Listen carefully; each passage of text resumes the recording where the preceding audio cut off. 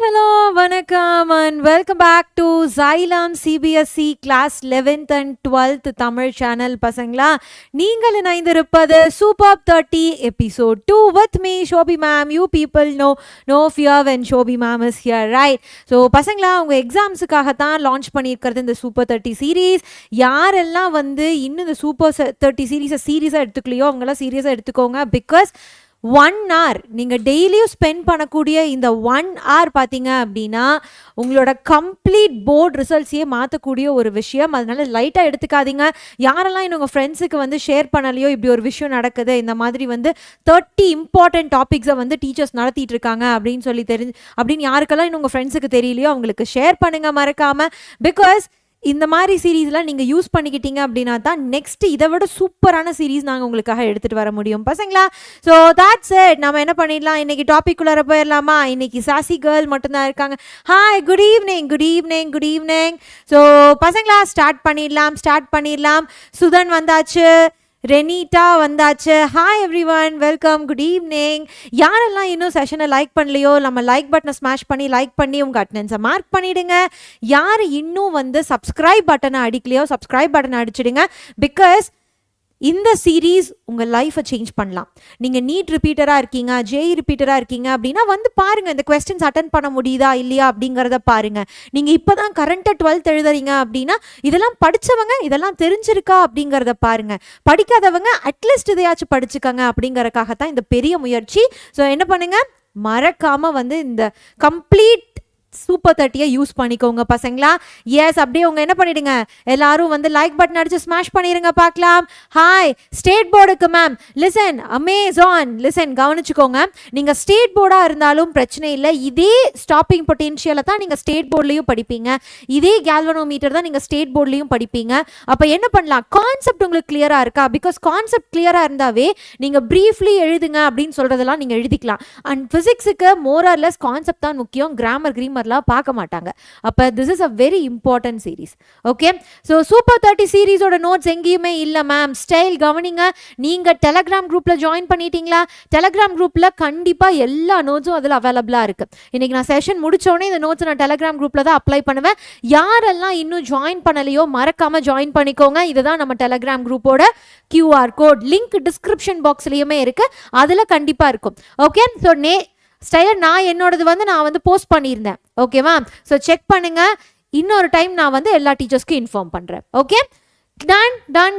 என்னால் என்னென்ன ஹெல்ப் முடியுமோ அது அத்தனையும் நான் உங்களுக்கு பண்ணுறேன். ஸோ இன்னைக்கு நான் என்ன பண்ண போகிறேன் அப்படின்னா Superb 30யோட எபிசோட் 2 பார்க்க போகிறோம். So next most important 5 chapters for physics board examinations. Okay, so that means ரஃபா இன்னும் நீங்கள் வந்து கான்செப்ட் கிளியராக படிச்சுக்கல அப்படின்னு அர்த்தம். ஓகேவா? கான்செப்ட் இன்னும் கிளியராக படிச்சுக்கலன்னு அர்த்தம். Focus on the concept. WhatsApp Telegram ரெண்டுமே ஜாயின் பண்ணிட்டேன் ma'am. Super style, slayer style, good, great. Okay, because எல்லா நோட்டிஃபிகேஷனும் உங்களுக்கு அங்கே கிடச்சிரும். அப்போ வருத்தப்பட தேவையில்லை இல்லையா?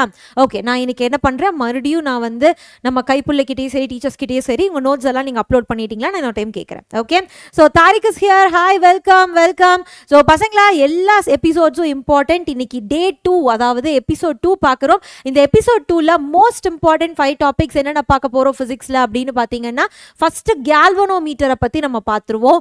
அதுக்கப்புறம் distance of closest approach and impact parameter, இது ரெண்டுத்தையும் பார்த்துருவோம். And stopping potential, cells in series and parallel combination, அதாவது காம்பினேஷன் ஆஃப் செல்ஸ், இது எல்லாத்தையும் என்ன பண்ணிடுவோம், இன்னைக்கு டிஸ்கஸ் பண்ணிடுவோம். ஸோ பசங்களா, இதோட கம்ப்ளீட் வீடியோஸும் நம்ம கிட்ட அவைலபிளா இருக்கு. போய் Xylem நீ தமிழ் சேனல்ல பாருங்க, அங்க எல்லாமே அவைலபிளா இருக்கு. ஓகே, ஸோ பசங்களா ஸ்டார்ட் பண்ணிடலாமா? Let's start. ஓகே, அதுல சூப்பர், அதாவது நீட் டெலகிராம் குரூப்ல அது இருக்காது. ஓகேவா பசங்களா? நம்ம அதாவது 11th and 12th டெலகிராம் குரூப்ல தான் Superb 30 டிரைவ்ல இல்லாமல் உங்களுக்கு அப்படியே ஓப்பனாக அப்டேட் பண்ணுறோம், அப்படியே போஸ்ட் பண்ணுறோம். ஓகேவா? அது யூஸ் பண்ணிக்கோங்க. Hi great 10 Balamurugan, hi welcome.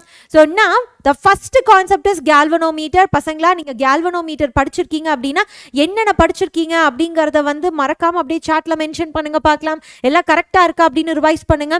So galvanometer அப்படிங்கிறது கரண்ட் மெஷர் பண்ணக்கூடிய ஒரு டிவைஸ். அந்த டிவைஸ் என்ன பண்ணும், நம்ம எவ்வளவுக்கு எவ்வளவு கரண்ட் உள்ள கொடுக்குறோமோ அதுக்கேத்தாப்புல டிஃப்ளக்ஷன் நடத்தும். அதுக்கேத்தாப்புல என்ன பண்ணும், அந்த நீடில் வந்து மூவ் ஆகும். கரண்ட் அதிகமாக கொடுத்தோம்னா அதிகமான டிஃப்ளக்ஷன். டிஃப்ளக்ஷன் நம்ம என்ன சொல்லுவோம், ஆங்கிள்ல மென்ஷன் பண்ணுவோம். கம்மியான தீட்டா கொடுத்தோம், கம்மியான வந்து நம்ம கரண்ட் கொடுக்குறோம் அப்படின்னா கம்மியான டிஃப்ளக்ஷன்ஸ் வந்து நம்மளுக்கு காட்டும். ஸோ கரண்ட்டை நம்ம எந்த டைரக்ஷன் நம்ம அனுப்புகிறோமோ அதே டைரக்ஷனில் டிஃப்ளக்ஷன் காட்டும். கரண்ட்டை நான் இப்போ இந்த டைரக்ஷனில் அனுப்புகிறேன்னா டிஃப்ளக்ஷன் இந்த பக்கம் நடக்கும். ஓகேவா? ஸோ டிஃப்ளக்ஷன் கரண்ட்டோட டைரக்ஷன்லேயே தான் நடக்கும். இதுதான் வந்து என்ன அப்படின்னு கேட்டிங்கன்னா நம்ம கேல்வனோமீட்டர். அப்போ இந்த கேல்வனோமீட்டர்லேருந்து என்னென்ன கொஸ்டின்ஸ் உங்கள் போர்டு எக்ஸாமுக்கு கேட்பாங்க அப்படின்னு கேட்டுக்கிட்டிங்கன்னா, ஃபஸ்ட்டு கொஸ்டின் சென்சிட்டிவிட்டியை பற்றி கேட்பாங்க. ஓகேவா? சென்சிட்டிவிட்டியை பற்றி கேட்பாங்க. ஸோ இதுதான் ஃபஸ்ட்டு டாபிக் கேட்பாங்க. அடுத்தது வந்து என்ன கேட்பாங்க அப்படின்னா ரெசிஸ்டன்ஸ், அதாவது கன்வர்ஷன்ஸ் கேட்பாங்க. ஓகேவா? கன்வர்ஷன்ஸ் கேட்பாங்க. கன்வர்ஷன்ஸ்னா என்னது, கேல்வனோமீட்டரை வந்து நான் அம்மீட்டராக மாற்றுறேன், அதுக்கப்புறம் நான் கேல்வனோமீட்டரை வோல்ட் மீட்டராக மாற்றுறேன் அப்படிங்கிற மாதிரி 2 டாபிக் தான் அடிக்கடி கேட்டுக்கிட்டே இருப்பாங்க. அப்போ நீங்கள் இது எல்லாத்துக்கும் ஃபஸ்ட்டு நீங்கள் ஞாபகம் வச்சுக்க வேண்டிய ஒரே ஒரு ஃபார்முலா, எவ்வளவு தீட்டா கொடுக்குறோமோ அதுக்கேத்தாப்புல எவ்வளோ தீட்டா எவ்வளவு நீடில் வளையுதோ அதுக்கு காரணம் என்னது, நம்ம அவ்வளோ கரண்ட் உள்ளே கொடுத்துருக்கோம் அப்படின்னு அர்த்தம். ஓகேவா? அப்போ இதை ஞாபகம் வச்சுக்கோங்க. ஸோ இந்த ப்ரொபோர்ஷனாலிட்டி கான்ஸ்டன்ட்டை நான் வெளியே தூக்கணும் அப்படின்னா நான் என்ன பண்ணணும், இந்த ப்ரொபோர்ஷனாலிட்டியை வெளியே தூக்கணும்னா ஒரு கான்ஸ்டன்ட் உள்ள ஆட் பண்ணணும். Yes or no? அப்போ நான் என்ன பண்ணுறேன், இதை தூக்கிட்டு ஒரு கான்ஸ்டன்ட்டை ஒன்று நான் ஆட் பண்ணுறேன். ஒரு கான்ஸ்டன்ட்டை ஒன்று ஆட் பண்ணுறேன். ஓகேவா? இது என்ன கான்ஸ்டன்ட் அப்படின்னு பார்க்குறீங்க, இந்த ஜி என்ன அப்படின்னு பார்த்தீங்கன்னா, G is nothing but galvanometer constant. Galvanometer constant அப்படின்னு சொல்லுவாங்க. ஓகேவா? அப்போ கேல்வனோமீட்டர் கான்ஸ்டன்ட் என்ன மேம் அப்படின்னீங்கன்னா, G is equal to K divided by NBA. இதுதான் K divided by NBA. K அப்படிங்கிறது என்னன்னு கேட்டிங்கன்னா, இட் இஸ் யோர் டார்ஷனல் கான்ஸ்டன்ட்னு சொல்லுவாங்க, இல்லாட்டி வந்து ஸ்ப்ரிங் கான்ஸ்டன்ட் அப்படின்னு சொல்லுவாங்க. So this will be called as spring constant. ஓகேவா? அடுத்தது n அப்படிங்கிறது நம்பர் ஆஃப் டர்ன்ஸ், B அப்படிங்கிறது நம்மளோட வாட் இஸ் B? B அப்படிங்கிறது என்னவாக இருக்கும்? B அப்படிங்கிறது என்ன? A அப்படிங்கிறது ஏரியா, Bங்கிறது என்னன்னு சொல்லுங்க பார்க்கலாம். எஸ், ஷண்ட் ரெசிஸ்டன்ஸ், இது எல்லாமே இருக்கு. ரைட்? அப்போ கவனிச்சுக்கோங்க, இதுதான் வந்து உங்களோட first formula you have to தெரிஞ்சுக்கணும், விச் இஸ் 1/K. அதாவது 5 அப்படின்னாலும் தீட்டானாலும் ஒன்று தான், which is 1 galvanometer constant into current. Okay? அப்போ கேல்வனோமீட்டரை நம்ம வந்து அப்படியே திருப்பி எழுதணும் அப்படின்னா என்ன ஆகும் நம்மளுக்கு, NBA divided by K. Okay? NBA அப்படின்னு டக்குன்னு நம்மளுக்கு ஞாபகம் வருது, மேம் இது டார்க் மாதிரி இருக்குல்ல. எக்ஸாக்ட்லி, இது டார்க் தான். ஓகேவா? இதுதான் டார்க். இதை தான் நம்ம டார்ஷனல் கான்ஸ்டன்ட் அப்படின்னும் சொல்லுவோம், இல்லாட்டி கேல்வனோமீட்டர் கான்ஸ்டன்ட் அப்படின்னும் சொல்லுவோம். ஓகே? அப்போ n அப்படிங்கிறது நம்பர் ஆஃப் டர்ன்ஸ், K அப்படிங்கிறது ஸ்ப்ரிங் கான்ஸ்டன்ட், B அப்படிங்கிறது மேக்னெட்டிக் ஃபீல்ட், A அப்படிங்கிறது cross sectional area. Okay? So பசங்களா இது வரைக்கும் கிளியரா இருக்கு அப்படின்னா நம்ம என்ன பண்ணுங்க, சாட்ல அப்படியே யோ போட்டே வாங்க பார்க்கலாம். ஒவ்வொரு ஸ்லைடுக்கும் யோ போடுங்க, ஒவ்வொரு கான்செப்ட்டுக்கும். அப்பதான் எனக்கு தெரியும் நீங்க எவ்வளோ கிளியரா இருக்கீங்கன்னு. ஓகே? அண்ட் அடுத்தது சூப்பர் 33rd எபிசோட்ல என்னென்ன கான்செப்ட் படிக்கலாம் அப்படிங்கிறதையும் மறக்காம கமெண்ட் பாக்ஸ்ல மென்ஷன் பண்ணுங்க, நான் செஷன் முடிச்சுட்டு பார்க்குறேன். ஓகே? எஸ் மேம், இந்த வீடியோஸ் எல்லாம் பார்த்தா 95% வாங்கலாமா? அதுக்கு பேர் தான் ரிப்பீட்டட் கான்செப்ட். அதைத்தான் நம்ம எடுத்துட்டு வந்துகிட்டு இருக்கோம். ஓகேவா? அதுதான் நம்ம எடுத்துக்கிட்டு வந்துட்டு இருக்கோம். ஓகே? ஸோ நான் எல்லா யூனிட்டையும் இம்மீடியட்டா படிக்கிறதுக்கு நம்மளுக்கு டைம் இல்லை பாலமுருகன். ஸோ இந்த மாதிரி கான்செப்ட்ஸை ஃபர்ஸ்ட் படிச்சுட்டு அதுக்கப்புறம் தான் நீங்க ஒன் ஷாட் வந்து ரிவைஸ் பண்றதுக்கு யூஸ் பண்ணணும். Okay? So now let's start the remaining. A galvanometer is converted into an ammeter. So now the conversion part, galvanometer ammeter மாத்துறது, ammeter galvanometer, இந்த கன்வர்ஷனை தான் நம்ம பார்க்க போறோம். உங்க சிலபஸ்ல என்ன இருக்கு, ammeter to galvanometer to ammeter, அப்புறம் galvanometer to voltmeter. So first அம்மீட்டராக மாற்றிடலாமா? அம்மீட்டராக எப்படி மாற்றுவோம் அப்படின்னு கேட்டிங்கன்னா, அம்மீட்டராக எப்படி மாற்றுவோம் அப்படின்னா, லிசன், ஒரு கேல்வனோமீட்டர் இருக்குது. அந்த கேல்வனோமீட்டர் கூட ஒரு ரெசிஸ்டன்ஸை பேரலாக கனெக்ட் பண்ணுவோம். என்ன கனெக்ட் பண்ணுவோம் பசங்களா? பேரலாக நம்ம கனெக்ட் பண்ணுவோம். ஆனால் அந்த ரெசிஸ்டன்ஸோட வேல்யூ ரொம்ப குட்டியாக இருக்கணும். இந்த ரெசிஸ்டன்ஸோட வேல்யூ எப்படி இருக்கணும்? ரொம்ப லோ வேல்யூவாக இருக்கணும். இந்த லோ வேல்யூ ஆஃப் ரெசிஸ்டன்ஸை தான் நம்ம ஷண்ட் ரெசிஸ்டன்ஸ் அப்படின்னு சொல்றோம். என்னன்னு சொல்றோம்? ஷண்ட் ரெசிஸ்டன்ஸ் அப்படிங்கிறோம். இதோட ஒரிஜினல் ஒன் ஷாட் வேணும் அப்படின்னா பாலமுருகன் முருகன் நீங்கள் நம்ம Xylem நீ தமிழ் சேனலில் இருக்கிறத யூஸ் பண்ணிக்கலாம். ஓகே, இந்த கம்ப்ளீட்டாக இது எல்லாமே நான் ஒன் ஷாட்லேயே எக்ஸ்பிளைன் பண்ணியிருக்கேன். ஸோ ஸ்டைல் லிசன் நோட்ஸ் பற்றி கவலைப்படாதீங்க. ஆல்ரெடி நான் எபிசோட் 1 அப்லோட் பண்ணியிருக்கேன். போய் பார்த்தீங்கன்னா சூப்பர் 30 எபிசோட் 1 அதில் இருக்கும், போய் பாருங்க. ஓகே, இல்லை அப்படின்னு அதில் என்னோடது இருக்குது, ஃபிசிக்ஸ் இருக்குது, கெமிஸ்ட்ரி எல்லாத்தையும் நான் அப்டேட் பண்ண சொல்கிறேன். புரிஞ்சுதா? ஸோ இப்போ கிளாஸை கவனிங்க. அதை மட்டும் யோசிச்சுட்டு இருந்தீங்கன்னா கிளாஸ் கவனிக்காமல் போயிடுவீங்க. ஓகே, ஸோ நாவ் லெசன். அப்போ ஷண்ட் ரெசிஸ்டன்ஸ் அப்படின்னு சொல்லுவாங்க. இதை ஏன் மேம் நான் பேரலில் கனெக்ட் பண்ணியிருக்கேன் அப்படின்னு கேட்டிங்கன்னா, பேரலில் கரண்ட் மட்டும்தான் மாறும். ஓகேவா? பேரலில் கரண்ட் மட்டும்தான் மாறும், வோல்டேஜ் சேமாக இருக்கும். அண்ட் நம்ம என்ன தான் மென்ஷன் பண்ண போகிறோம், என்ன மெஷர் பண்ண போகிறோம், நம்ம அம்மீட்டரை மெஷர் பண்ண போகிறோம். அப்போ ஆம்பியர், தட் இஸ் கரண்ட்டை மெஷர் பண்ண போகிறோம். ஸோ கரண்ட்டை மட்டும்தான் நம்ம என்ன பண்ணணும், வேரியிங்கில் வச்சுக்கணும். இதை ஞாபகம் வச்சுக்கோங்க. அப்போ என்ன ஆகும், நம்மளுக்கு டைரக்டாக ஒரு கரண்ட் கொடுக்குறோமா, ஒரு கரண்ட் ஒன்று கொடுக்குறோம். அந்த கரண்ட் என்ன ஆகும், அம்மீட்டருக்குள்ளார எவ்வளோ கரண்ட் போகுமோ அது மட்டும்தான் அம்மீட்டருக்குள்ளார போகும். பேலன்ஸ் இருக்க கரண்ட் என்ன பண்ணும், இந்த ஜங்ஷன் வழியாக நம்மளோட ஷண்ட் ரெசிஸ்டன்ஸ்குள்ளார போகும். அப்போ கேல்வனோமீட்டருக்குள்ளார போகிற கரண்ட்டை நம்ம ஐஜின்னு சொல்லுவோம். ஷண்ட் ரெசிஸ்டன்ஸ்குள்ளார போகிற கரண்ட் என்னது, டோட்டல் கரண்ட் மைனஸ் நம்மளோட கேல்வனோமீட்டர் கரண்ட், அதுதான் ஷண்ட் ரெசிஸ்டன்ஸ்குள்ளார போகணும். அண்ட் இது ரெண்டும் பேரலாக இருக்கிறனால கேல்வனோமீட்டரில் என்ன வோல்டேஜ் இருக்கோ, என்ன வோல்டேஜ் ட்ராப் இருக்கோ, அது எதுக்கும் ஈக்குவலாக இருக்கும், ஷண்ட்டில் இருக்கக்கூடிய வோல்டேஜ் ட்ராப்புக்கும் ஈக்குவலாக இருக்கும். ஸோ வோல்டேஜ் ட்ராப் அப்படிங்கிறது என்னது, I into R. அப்போ கேல்வனோமீட்டரில் என்ன கரண்ட் போகுது, ஐஜி அப்படிங்கிற கரண்ட் போகுது. கேல்வனோமீட்டர்ல இருக்க ரெசிஸ்டன்ஸை நம்ம எப்படி எழுதலாம், ஆர்ஜி அப்படின்னு நம்ம எழுதலாம். சில இடத்துல கேபிட்டல் ஜினும் கொடுத்துருப்பாங்க, டசன்ட் மேட்டர். ஓகேவா? வில் பி ஈக்குவல் டு ஷண்ட்ல என்ன கரண்ட் போகுது, I மைனஸ் IS அப்படிங்கிற கரண்ட் போகுது. Total current minus IG, galvanometer current போகுது இன்டூ ஷண்ட் ரெசிஸ்டன்ஸை நம்ம எஸ் அப்படின்னு வச்சுக்கலாம். இல்லாட்டி நீங்கள் ஆர்எஸ் அப்படின்னு கூட வச்சுக்கோங்க, உங்களுக்கு எப்படி பிடிக்குதோ அப்படி வச்சுக்கோங்க பசங்களா. இப்போ நம்மளுக்கு ஆர்எஸ் மட்டும் வேணும்னா இது இந்த பக்கம் எடுத்துகிட்டு வந்துடலாமா. அப்போ IG RG divided by I minus IG will be equal to RS. இதுதான் வந்து ஷண்ட் ரெசிஸ்டன்ஸ் கண்டுபிடிக்கிறதுக்கான ஃபார்முலா. இதுதான் ஷண்ட் ரெசிஸ்டன்ஸ்க்கான ஃபார்முலா. அப்போ இந்த ரெசிஸ்டன்ஸை நம்ம கொண்டு வந்து உள்ள கேல்வனோமீட்டருக்கு பேரலாக கனெக்ட் பண்ணோம்னா இப்போ இது டோட்டலாக என்ன ஆயிடுச்சு, ஒரு அம்மீட்டராக மாறி கரண்ட்டை மெஷர் பண்ண ஆரம்பிச்சிடும். ஓகே, ஸோ இதுதான் ஃபர்ஸ்ட் திங். இப்போ மேம் அம்மீட்டரா ஓகே மாற்றிட்டீங்க, இப்போ எனக்கு நான் கொஞ்சம் கரண்ட் கொடுத்தாலும் டக்குன்னு எனக்கு வந்து மெஷர் பண்ணணும், நான் இவ்வளோண்டு கரண்ட் கொடுத்தாலும் அதை எனக்கு மெஷர் பண்ணணும். ஸோ தட் மீன்ஸ் என்னோட அம்மீட்டர், என்னோட கேல்வனோமீட்டர் ரொம்பவே வந்து எப்படி இருக்கணும், சென்சிட்டிவாக இருக்கணும். லைட்டாக கரண்ட் கொடுத்தாவே அதை டிடெக்ட் பண்ணிடணும். அப்போ நான் என்ன மேம் பண்ணணும் அப்படிங்கிற கொஸ்டின் வரும்.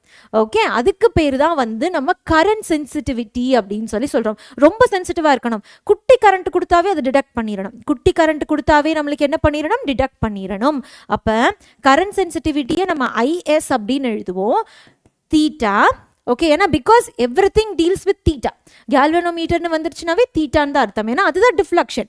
அப்போ டிவைடட் பை நம்மளுக்கு என்ன வேணும், கரண்ட் தான் சென்சிட்டிவாக வேணும். ஸோ ஒரு I போட்டுக்கோங்க.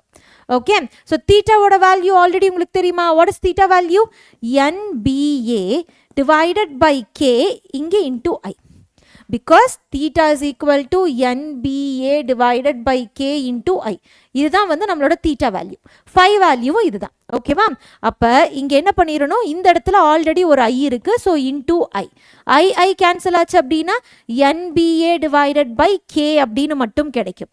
ஸோ கரண்ட் சென்சிட்டிவிட்டியை நான் இன்க்ரீஸ் பண்ணணும், கரண்ட் குட்டியாக கொடுத்தாலும் வந்து எனக்கு இம்மீடியட்டாக ரிஃப்ளெக்ட் பண்ணணும் அப்படின்னா நான் என்ன பண்ணியிருக்கணும், நம்பர் ஆஃப் டர்ன்ஸை இன்க்ரீஸ் பண்ணணும், மேக்னெட்டிக் ஃபீல்டை இன்க்ரீஸ் பண்ணணும், அதுக்கப்புறம் அதுவும் இல்லாட்டி அட்லீஸ்ட் ஏரியாவையாச்சும் நான் இன்க்ரீஸ் பண்ணணும். அண்ட் நம்மளோட ஸ்ப்ரிங் கான்ஸ்டன்ட் இதை வந்து நான் கம்மியாக வச்சுருக்கணும். இதெல்லாம் இருந்தால் தான் டக்குன்னு நம்மளுக்கு என்ன ஆகும், கரண்ட் சென்சிட்டிவிட்டி நம்மளுக்கு கிடைக்கும். கரண்ட் சென்சிட்டிவிட்டி நம்மளுக்கு என்ன பண்ணும், கிடைக்கும். ஓகேவா? இன்னொரு இம்பார்ட்டண்ட்டான, what is the point in connecting shunt resistance, ma'am? What is the point in connecting shunt resistance? See, listen. So everything needs to be done. அதாவது listen carefully. ஒரு கரண்ட் அப்படியே வருது அப்படின்னா மொத்த கரண்ட்டையும் நம்ம கொண்டு போய் நம்ம வந்து வோல்ட்மீட்டரில் நம்ம வந்து கேல்வனோமீட்டரில் கொடுக்க மாட்டோம். பிகாஸ் கேல்வனோமீட்டர் 1 மில்லி ஆம்பியர் தான் எடுத்துக்கும் அப்படின்னா அது 1 மில்லி ஆம்பியர் தான் எடுத்துக்கும். பட் இப்போ நான் கரண்ட் மெஷர் பண்ணணும். அப்போ நான் என்ன பண்ணியாகணும், அந்த கரண்ட் மெஷர்மெண்ட்டை நான் அந்த 1 மில்லி ஆம்பியரில் இருக்கக்கூடிய கேல்வனோமீட்டரை வச்சு பண்ணணும். அப்போ நான் என்ன பண்ணுவேன், எனக்கு இது அம்மீட்டராக வேலை செய்யணும். அப்போ கேல்வனோமீட்டர் கூட நான் இன்னொரு பொருளை வந்து நான் வந்து பேரலில் கனெக்ட் பண்ணியிருந்தேன் அப்படின்னா ஆட்டோமேட்டிக்காக என்ன ஆகும், எனக்கு அதில் கரண்ட் மட்டும்தான் வேரியிங்காக இருக்கும். அப்போ கரண்ட் வேரியேஷன் தான் நம்மளோட ஆன்சராக இருக்க போகுது. கரெக்டு தானே? அப்போ என்ன நான் இந்த இடத்துல கனெக்ட் பண்ணுறது, என்ன கனெக்ட் பண்ணால் நான் கொடுக்கக்கூடிய கரண்ட் என் கேல்வனோமீட்டரை அஃபெக்ட் பண்ணாமல் எனக்கு எக்ஸாக்ட் ஆன்சர் கிடைக்கும். அப்போ நான் ஒரு ரெசிஸ்டன்ஸ் ஆட் பண்ணணும். ஒருவேளை அந்த ரெசிஸ்டன்ஸ் உள்ள போடுறப்ப நான் ஹை வேல்யூவில் போட்டேன் அப்படின்னா கரண்ட் என்ன ஆகிடும், ரெஸ்ட்ரிக்ட் ஆகிடும். கரண்ட் இந்த இடத்துல ரெஸ்ட்ரிக்ட் ஆகிடும். அப்போ ரெஸ்ட்ரிக்ட் ஆகிடுச்சு அப்படின்னா நம்மளுக்கு வந்து மெஷர்மெண்ட் வராது. ஏன்னா கரண்ட் வில் பி, ஒரு ரெசிஸ்டன்ஸ் என்ன பண்ணும், ஸ்டாப் பண்ணும் நம்மளோட கரண்ட்டை. அப்போ என்ன பண்ணணும், லோ வேல்யூ ஆஃப் ரெசிஸ்டன்ஸை வந்து நம்ம உள்ளே போட்டோம் அப்படின்னா தான் இந்த இடத்துல நம்ம நினைக்கிற மாதிரி அதுக்கு தேவையான கரண்ட்டு மட்டும் போகும். இந்த இடத்துல கரண்ட்டு மட்டும் வேரியேஷனில் இருக்கும். அப்போ நம்ம கேல்வனோமீட்டர் டிடெக்ட் பண்ணுறது அந்த வேரியேஷனாக மட்டும்தான் இருக்கும். கேல்வனோமீட்டருக்கும் பிரச்சனை இல்லை, நம்ம கேல்குலேஷனுக்கும் பிரச்சனை இல்லை. அப்படி தான் இருக்கும். புரிஞ்சுதா? Yes, clear ma'am, super. ஒரு வேளை உங்கள் குவெஸ்டனில் நல்லா தெளிவாக படிக்கணும். ஷண்ட் ரெசிஸ்டன்ஸ் என்னன்னு கேட்டாங்கன்னா இதுக்கு முன்னாடி இருக்க ஃபார்முலா. ஒருவேளை இதை நான் அம்மீட்டராக மாற்றிட்டேன், அம்மீட்டரோட ரெசிஸ்டன்ஸ் என்ன அப்படின்னு கேட்டாங்க அப்படின்னா இதுதான் ஃபார்முலா. வச்சு ஏன்னா அம்மீட்டர் எப்படி மாறுது, ரெண்டுத்தையும் பேரலில் கனெக்ட் பண்ணுறப்ப. அப்போ பேரலல் ஃபார்முலா நம்ம கேல்வனோமீட்டர் ரெசிஸ்டன்ஸுக்கும் நம்மளோட ஷண்ட் ரெசிஸ்டன்ஸுக்கும் நீங்கள் ஃபார்முலா அப்ளை பண்ணீங்கன்னா அப்போ ஒரு ரெசிஸ்டன்ஸ் கிடைக்கும் இல்லையா, அந்த ரெசிஸ்டன்ஸ் தான் அம்மீட்டரோட resistance. Okay, so RG RS divided by RG plus RS will be giving you the ammeter. galvanometer அம்மீட்டரா கன்வெர்ட் பண்ணது இருக்கு இல்லையா, அதுதான் வந்து நம்மளோட ரெசிஸ்டன்ஸ். ஓகே, அண்ட் இந்த ரெசிஸ்டன்ஸ் எப்போவுமே கேல்வனோமீட்டர், நம்ம ஷண்ட் ரெசிஸ்டன்ஸ் எப்போவுமே எப்படி இருக்கணும், கேல்வனோமீட்டர் ரெசிஸ்டன்ஸை விட ரொம்ப கம்மியாக இருக்கணும். ஷண்ட் அப்படிங்கிறது அதுதான் மீனிங், ரொம்ப லோ லெவல் அப்படிங்கிற மாதிரி இல்லை, நம்ம கேல்வனோமீட்டர் ரெசிஸ்டன்ஸை விட கம்மியாக இருக்கணும், அதுதான் மீனிங். கேல்வனோமீட்டர் ரெசிஸ்டன்ஸை விட கம்மியாக இருக்கணும். ரொம்ப சிம்பிளாக தான் மேம் இருக்குது. Yes, exactly, it is very simple. Okay, அப்போ என்ன கொஸ்டின் கேட்டிருக்காங்கிறத பார்த்துட்டு கரெக்டாக ஆன்சர் பண்ணுங்கள். ஓகேவா? Yes. So will the resistance change the scale of current measurement ma'am? Yes, ஏன்னா ரெசிஸ்டன்ஸ் மட்டும்தான் என்ன பண்ணுது, நம்மளுக்கு பிளாக் பண்ணி உள்ளே வருது. So resistance will give us the drop. அப்போ அந்த ட்ராப் தான் வந்து நம்ம ஓம்ஸ்லால V is equal to IR அப்படின்னு படிக்கிறோம். அப்போ அதை வச்சு தான் நம்ம என்ன பண்ண முடியும், மற்றதெல்லாம் பார்க்கணும். ஸோ சுப்ரமணி, நீங்கள் என்ன பண்ணணும் அப்படின்னா நீங்கள் போய் நம்ம கரண்ட் எலக்ட்ரிசிட்டி யூனிட் ஒரு டைம் பாருங்கள், அப்போ தான் இதில் உங்களுக்கு கிளியர் ஆகும். ஓகே, நான் இங்கே சொல்கிறப்ப எப்படியோ இருக்க மாதிரி இருக்கும், நீங்கள் போய் பாருங்கள். ஓகே, ஸோ நான் galvanometer to the volt metre. அப்போ இந்த இடத்துல நம்மளுக்கு என்ன மெஷர் பண்ண போகிறோம், வோல்டேஜ் மெஷர் பண்ண போகிறோம். எனக்கு கரண்ட் தேவையில்லை. அப்போ நம்ம என்ன சேஞ்சஸ் வோல்ட் மீட்டரில் பண்ணுறோமோ அது எனக்கு எப்படி இருக்கணும், சீரீஸில் இருக்கணும். சீரீஸில் இருந்தால் மட்டும்தான் எனக்கு கரண்ட் வந்து பிரச்சனை வராது. எனக்கு கரண்ட் வந்து கான்ஸ்டன்ட் இன் சீரீஸ். கரெக்டாக? அப்போ நான் சீரீஸில் தான் கனெக்ட் பண்ண போகிறேன்.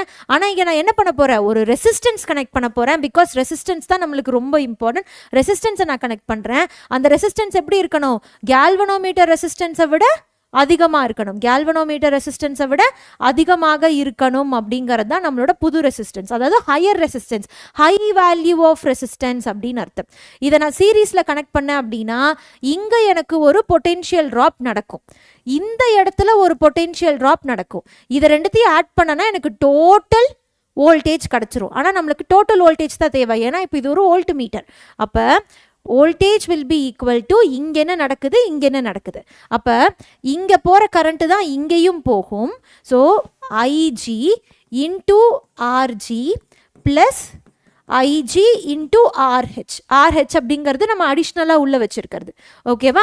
அப்போ இது ரெண்டுத்தில் எது காமனாக இருக்குது, ஐஜி காமனாக இருக்குது. ஸோ ஐஜியை வெளியெடுத்தோம்னா ஆர்ஜி ப்ளஸ் ஆர்ஹெச் அப்படின்னு கிடைக்கும். ஆர்ஹெச் அப்படிங்கிறது நம்ம ஆட் பண்ண ஹையர் ரெசிஸ்டன்ஸ். ஓகேவா? அப்போ ஐஜிக்கு பதிலாக நம்ம என்ன பண்ணலாம், because IG can be written as VG divided by RG அப்படின்னு எழுதலாம்.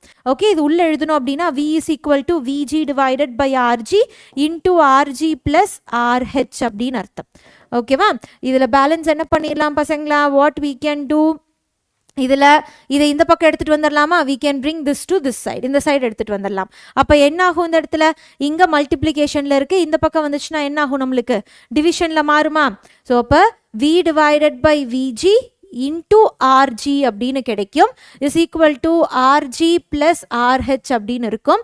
அப்போ V divided by VG into RG, இது இந்த பக்கம் எடுத்துட்டு வந்தோம்னா minus RG is equal to RH அப்படின்னு கிடைக்கும். இப்போ இதில் RG காமனாக இருக்கா, வெளியே எடுத்துடலாமா? அப்போ வெளியே எடுத்துட்டோம் அப்படின்னா RG into V divided by VG minus 1 is equal to RH. இதுதான் வந்து என்ன அப்படின்னு கேட்டிங்கன்னா நம்மளோட formula for finding the resistance. ஓகேவா, நம்ம ஆட் பண்ண ரெசிஸ்டன்ஸோட ஃபார்முலா இதுதான். ஓகே, கிளியராக இருக்கும் நம்புறேன். இதுதான் நம்ம ஆட் பண்ண ஃபார்முலாஸ். ஓகே, ஸோ நான் இது மட்டும் பத்தாது மேம், இப்போ நீங்கள் வந்து வோல்ட் மீட்டராக கன்வெர்ட் பண்ணிட்டீங்க, இப்போ எனக்கு வோல்டேஜ் சென்சிட்டிவ் தேவை, குட்டி வோல்டேஜாக இருந்தாலும் எனக்கு டிடெக்ட் பண்ண முடியணும். அப்போ இந்த இடத்துல நம்ம என்ன பண்ணணும், எகெயின் அதே ஃபார்முலா தான். ஸோ எனக்கு வோல்டேஜ் சென்சிட்டிவிட்டி வேணும் அப்படிங்கிறப்ப நம்ம என்ன பண்ணுவோம், we are getting voltage sensitivity. கரெக்டாக வோல்டேஜ் சென்சிட்டிவிட்டி வேணும் அப்படின்னா ஆட்டோமேட்டிக்காக 5 டிவைடட் பை வி, அங்கே 5 divided by I போட்டோம், இங்கே 5 divided by V போடுறோம். So 5 will be NBA divided by K V into I. Right, இங்கே கேக்கு பதிலாக நான் என்ன பண்ணுறேன், I into R அப்படின்னு மென்ஷன் பண்ணுறேன். ஐயும் கேன்சல் ஆச்சு அப்படின்னா NBA divided by K into Rன்னு கிடைக்கும். ஸோ இது ஃபுல்லாக கேல்வனோமீட்டரோட ரெசிப்ரோக்கல். அப்போ கேல்வனோமீட்டர் கான்ஸ்டன்ட் இன்டூ R அப்படின்னு கிடைக்கும். ஓகே, அப்போ நம்ம என்ன பண்ணணும், நம்மளுக்கு வந்து வோல்டேஜ் சென்சிட்டிவிட்டி வேணும் அப்படின்னா ரெசிஸ்டன்ஸை வந்து நம்ம என்ன பண்ணியிருக்கணும், கம்மி பண்ணியிருக்கணும். அண்ட் எப்பவும் போல் NBA அது எல்லாத்தையும் வந்து நம்ம எச்சு பண்ணியிருக்கணும். அப்போ உங்கள் கொஸ்டின் வந்து எப்படி கேல்வனோமீட்டரில் வந்து எப்படி நான் வந்து கரண்ட் சென்சிட்டிவிட்டி கண்டுபிடிக்கிறது, எப்படி வந்து நம்மளோட வோல்டேஜ் சென்சிட்டிவிட்டி கண்டுபிடிக்கிறது அப்படிங்கிறது தான் இங்கே formula. Okay, so lot of formula படிச்சாச்சு. இந்த ஃபார்முலா ஞாபகம் வச்சுக்கோங்க. இப்போ ப்ரீவியஸ் இயர் கொஸ்டின்ஸ் வந்து நம்ம சால்வ் பண்ணலாம். என்ன கேட்டிருக்காங்கன்னு பாருங்க, இது ஒரு 3 மார்க் கொஸ்டின்ல ஒரு பார்ட். ஓகேவா, 2023ல கேட்டிருக்காங்க. briefly describe how the current sensitivity of a moving coil galvanometer can be increased. ஓகேவா, மூவிங் காயில் கேல்வனோமீட்டரை வந்து எப்படி இன்க்ரீஸ் பண்ணலாம் அப்படின்னா நம்மளுக்கு நல்லா தெரியும். கரண்ட் சென்சிட்டிவிட்டி அப்படின்னா என்னது, ஃபார்முலா இருக்கு. So current sensitivity which is equal to IS, அப்போ தீட்டா டிவைடட் பை I, அப்போ நம்மளுக்கு ஃபார்முலா என்னது, NBA டிவைடட் பை C அப்படின்னு கிடைக்கும். அப்போ நம்பர் ஆஃப் டர்ன்ஸை இன்க்ரீஸ் பண்ணுறனால, அதுக்கப்புறம் மேக்னெட்டிக் ஃபீல்டை இன்க்ரீஸ் பண்ணுறனால, ஏரியாவை இன்க்ரீஸ் பண்ணுறனால, அதுக்கப்புறம் நம்மளோட டார்ஷனல் கான்ஸ்டன்ட், நம்ம ஸ்ப்ரிங் கான்ஸ்டன்ட் இருக்கு இல்லையா, அதை கம்மியாக வச்சுக்கிறனால ஆட்டோமேட்டிக்காக என்ன ஆகும், நம்மளுக்கு வந்து கரண்ட் சென்சிட்டிவிட்டி இன்க்ரீஸ் ஆகும். இப்படி தான் கொஸ்டின்ஸ் கேட்பாங்க. ஓகேவா, அப்போ இதை கிளியராக வச்சுக்கோங்க. Okay, hi star, hi hi. இப்போ நெக்ஸ்ட் கொஸ்டின் இதே பாருங்க, 2023ல 1 பார்ட் ஆஃப் 3 மார்க். அப்போ 3 மார்க்ல இன்னொரு பார்ட் கொஸ்டின் கேட்டிருக்காங்க. என்ன கேட்டிருக்காங்கன்னு பாருங்க, a galvanometer shows full scale deflection, ஃபுல்லாக டிஃப்ளக்ஷன் காட்டுது ஃபார் கரண்ட் ஐஜிங்கிற கரண்ட் கொடுக்குறப்ப எனக்கு என்ன ஆகுது, கேல்வனோமீட்டர் ஃபுல் டிஃப்ளக்ஷன் காட்டுதுன்னு சொல்லியிருக்காங்க. Resistance R1 is required to connect, அதாவது R1 அப்படிங்கிறத நான் கனெக்ட் பண்ணுறேன் டு கன்வெர்ட் இட் இன்டு கேல்வனோமீட்டரை நான் கன்வெர்ட் பண்ணணும். எதுக்கு, 0லேருந்து V வோல்ட்டை நான் மெஷர் பண்ணுறதுக்கு, 0 to Vயை நான் மெஷர் பண்ணுறதுக்கு R1 அப்படிங்கிற ரெசிஸ்டன்ஸை நான் கனெக்ட் பண்ணுறேன். And resistance R2 is connected to convert into voltmeter. அடுத்தது நான் என்ன பண்ணுறேன், R2 அப்படிங்கிற ரெசிஸ்டன்ஸை நான் வந்து உள்ளே வந்து கனெக்ட் பண்ணுறேன். எப்போ, எதுக்கு, 0லேருந்து 2 வோல்ட் வந்து மெஷர் பண்ணுறதுக்கு. ஓகேவா, இப்போ இந்த கேல்வனோமீட்டரோட ரெசிஸ்டன்ஸ் என்ன அப்படின்னு கேட்டிருக்காங்க. It is a very nice question, கவனிச்சுக்கோங்க. பிகாஸ் இதே மாதிரி மாடல் நீட்லையும் கேட்கலாம், ஜேஇலையும் கேட்கலாம் பசங்களா, அதனால கவனிச்சுக்கோங்க. அப்போ ஃபர்ஸ்ட் கண்டிஷன் என்ன, நான் V அப்படின்னு சொல்லி நான் மெஷர் பண்ணுறதுக்கு என்ன கொடுத்துருக்காங்க, IGR1. கரெக்டா, இதில் என்ன இருக்கு, நம்ம கேல்வனோமீட்டர் ரெசிஸ்டன்ஸ் பிளஸ் R1. இதுவே நான் 2V அப்படிங்கிறத மெஷர் பண்ணுறதுக்கு நான் என்ன பண்ணுறேன், கரண்ட்டை சேஞ்ச் பண்ணலை, கேல்வனோமீட்டர் ரெசிஸ்டன்ஸ் சேஞ்ச் பண்ண முடியாது. அதனால நான் என்ன பண்ணுறேன், கனெக்ட் பண்ணுறேன், இன்னொரு ரெசிஸ்டன்ஸை மாற்றிருக்கேன். இது 2 தான் கொஸ்டினில் கொடுத்துருக்க டேட்டா. ஓகேவா, இப்போ நான் இது ரெண்டுத்தையும் நான் டிவைட் பண்ணிடுறேன். எப்போ எல்லாம் இந்த மாதிரி கம்பேரிசன் கொஸ்டின் கேட்குறாங்களோ அப்போ என்ன பண்ணிடுங்க, ரெண்டுத்தையும் டிவைட் பண்ணிடுங்க. அப்போ டிவைட் பண்ணோம்னா என்ன ஆகும், V divided by 2V is equal to IG divided into RG plus R1 divided by IG into RG plus R2 அப்படின்னு கிடைக்கும். IG VV கேன்சல் ஆயிடுச்சுன்னா 1/2 is equal to RG plus R1 divided by RG plus R2 கிடைக்கும். இதை cross multiply பண்ணோம்னா RG plus R2 is equal to 2 into RG plus R1 அப்படின்னு கிடைக்கும். இதை உள்ள மல்டிப்ளை பண்ணோம் அப்படின்னா RG plus R2 is equal to 2RG plus 2R1 அப்படின்னு கிடைக்கும். ஓகேவா, இது கிடைச்சிருச்சா? இனி என்ன பண்ணிடலாம், ஆர்ஜி எல்லாம் ஒரு இடத்துக்கு எடுத்துட்டு வந்துடலாம், R1 R2 எல்லாம் ஒரு இடத்துக்கு எடுத்துட்டு போயிடலாம். ஓகேவா, அப்போ RGயை இந்த பக்கம் எடுத்துட்டு வர அப்படின்னா என்ன கிடைக்கும், -2R1 plus R2 is equal to 2RG minus RG அப்படின்னு கிடைக்கும். So RG will be equal to R2 minus 2R1 அப்படின்னு கிடைக்கும். இதுதான் உங்களோட கேல்வனோமீட்டர் ரெசிஸ்டன்ஸ். இந்த ரெசிஸ்டன்ஸ் இருந்தால் மட்டும்தான் இதெல்லாம் பாசிபிள். இந்த ரெசிஸ்டன்ஸ் இருந்தால் மட்டும்தான் இதெல்லாம் பாசிபிள். அப்போ R1 R2 வேல்யூ என்ன கொடுத்துருக்காங்களோ அதை நீங்கள் உள்ள ஆட்டோமேட்டிக்காக நீங்கள் என்ன பண்ணிக்கலாம், நீங்கள் உள்ளே இன்புட் பண்ணிக்கலாம். ஓகே, ஸோ இதுக்கு தான் 3 மார்க் கொடுத்துருக்காங்க. ஈஸியான கொஸ்டின், பட் கான்செப்ட் புரிஞ்சுதுன்னா உங்களுக்கு போதும். Okay, so now the next topic of discussion is going to be impact parameter, distance of closest approach. Distance of closest approach. Ma'am என்ன மேம் இந்த distance of closest approach அப்படின்னு கேட்டிங்கன்னா, Rutherford model நம்ம already படிச்சிருப்போம். Already நம்ம என்ன பண்ணியிருப்போம், ரதர்ஃபோர்டோட model படிச்சிருப்போம். அதில் என்ன சொல்லியிருப்பாங்க, இங்கே ஒரு நியூக்ளியஸ் இருக்கு, இங்கே நம்மளுக்கு ஒரு நியூக்ளியஸ் இருக்கு, அதை சுற்றி நம்மளுக்கு எலக்ட்ரான்ஸ் எல்லாம் இருந்துட்டு இருக்கும். அதை சுற்றி நம்மளுக்கு என்ன ஆகிட்டு இருந்திருக்கும், எலக்ட்ரான்ஸ் எல்லாம் இருந்துட்டு இருந்திருக்கும். இதில் நான் என்ன பண்ணுறேன், ஆல்ஃபா பார்ட்டிக்கல்னா என்னது, 2 புரோட்டான் பார்ட்டிகல்ஸ், அதாவது 2E பார்ட்டிகல்ஸ். இதை நான் பயங்கர வேகத்தில் நான் பம்பார்ட் பண்ணுறேன். அப்போ என்ன ஆகும், சிலதெல்லாம் அப்படியே ஸ்ட்ரைட்டாக வெளியே போயிடும், சிலது இப்படி டிஃப்ளெக்ட் ஆகி போகும்.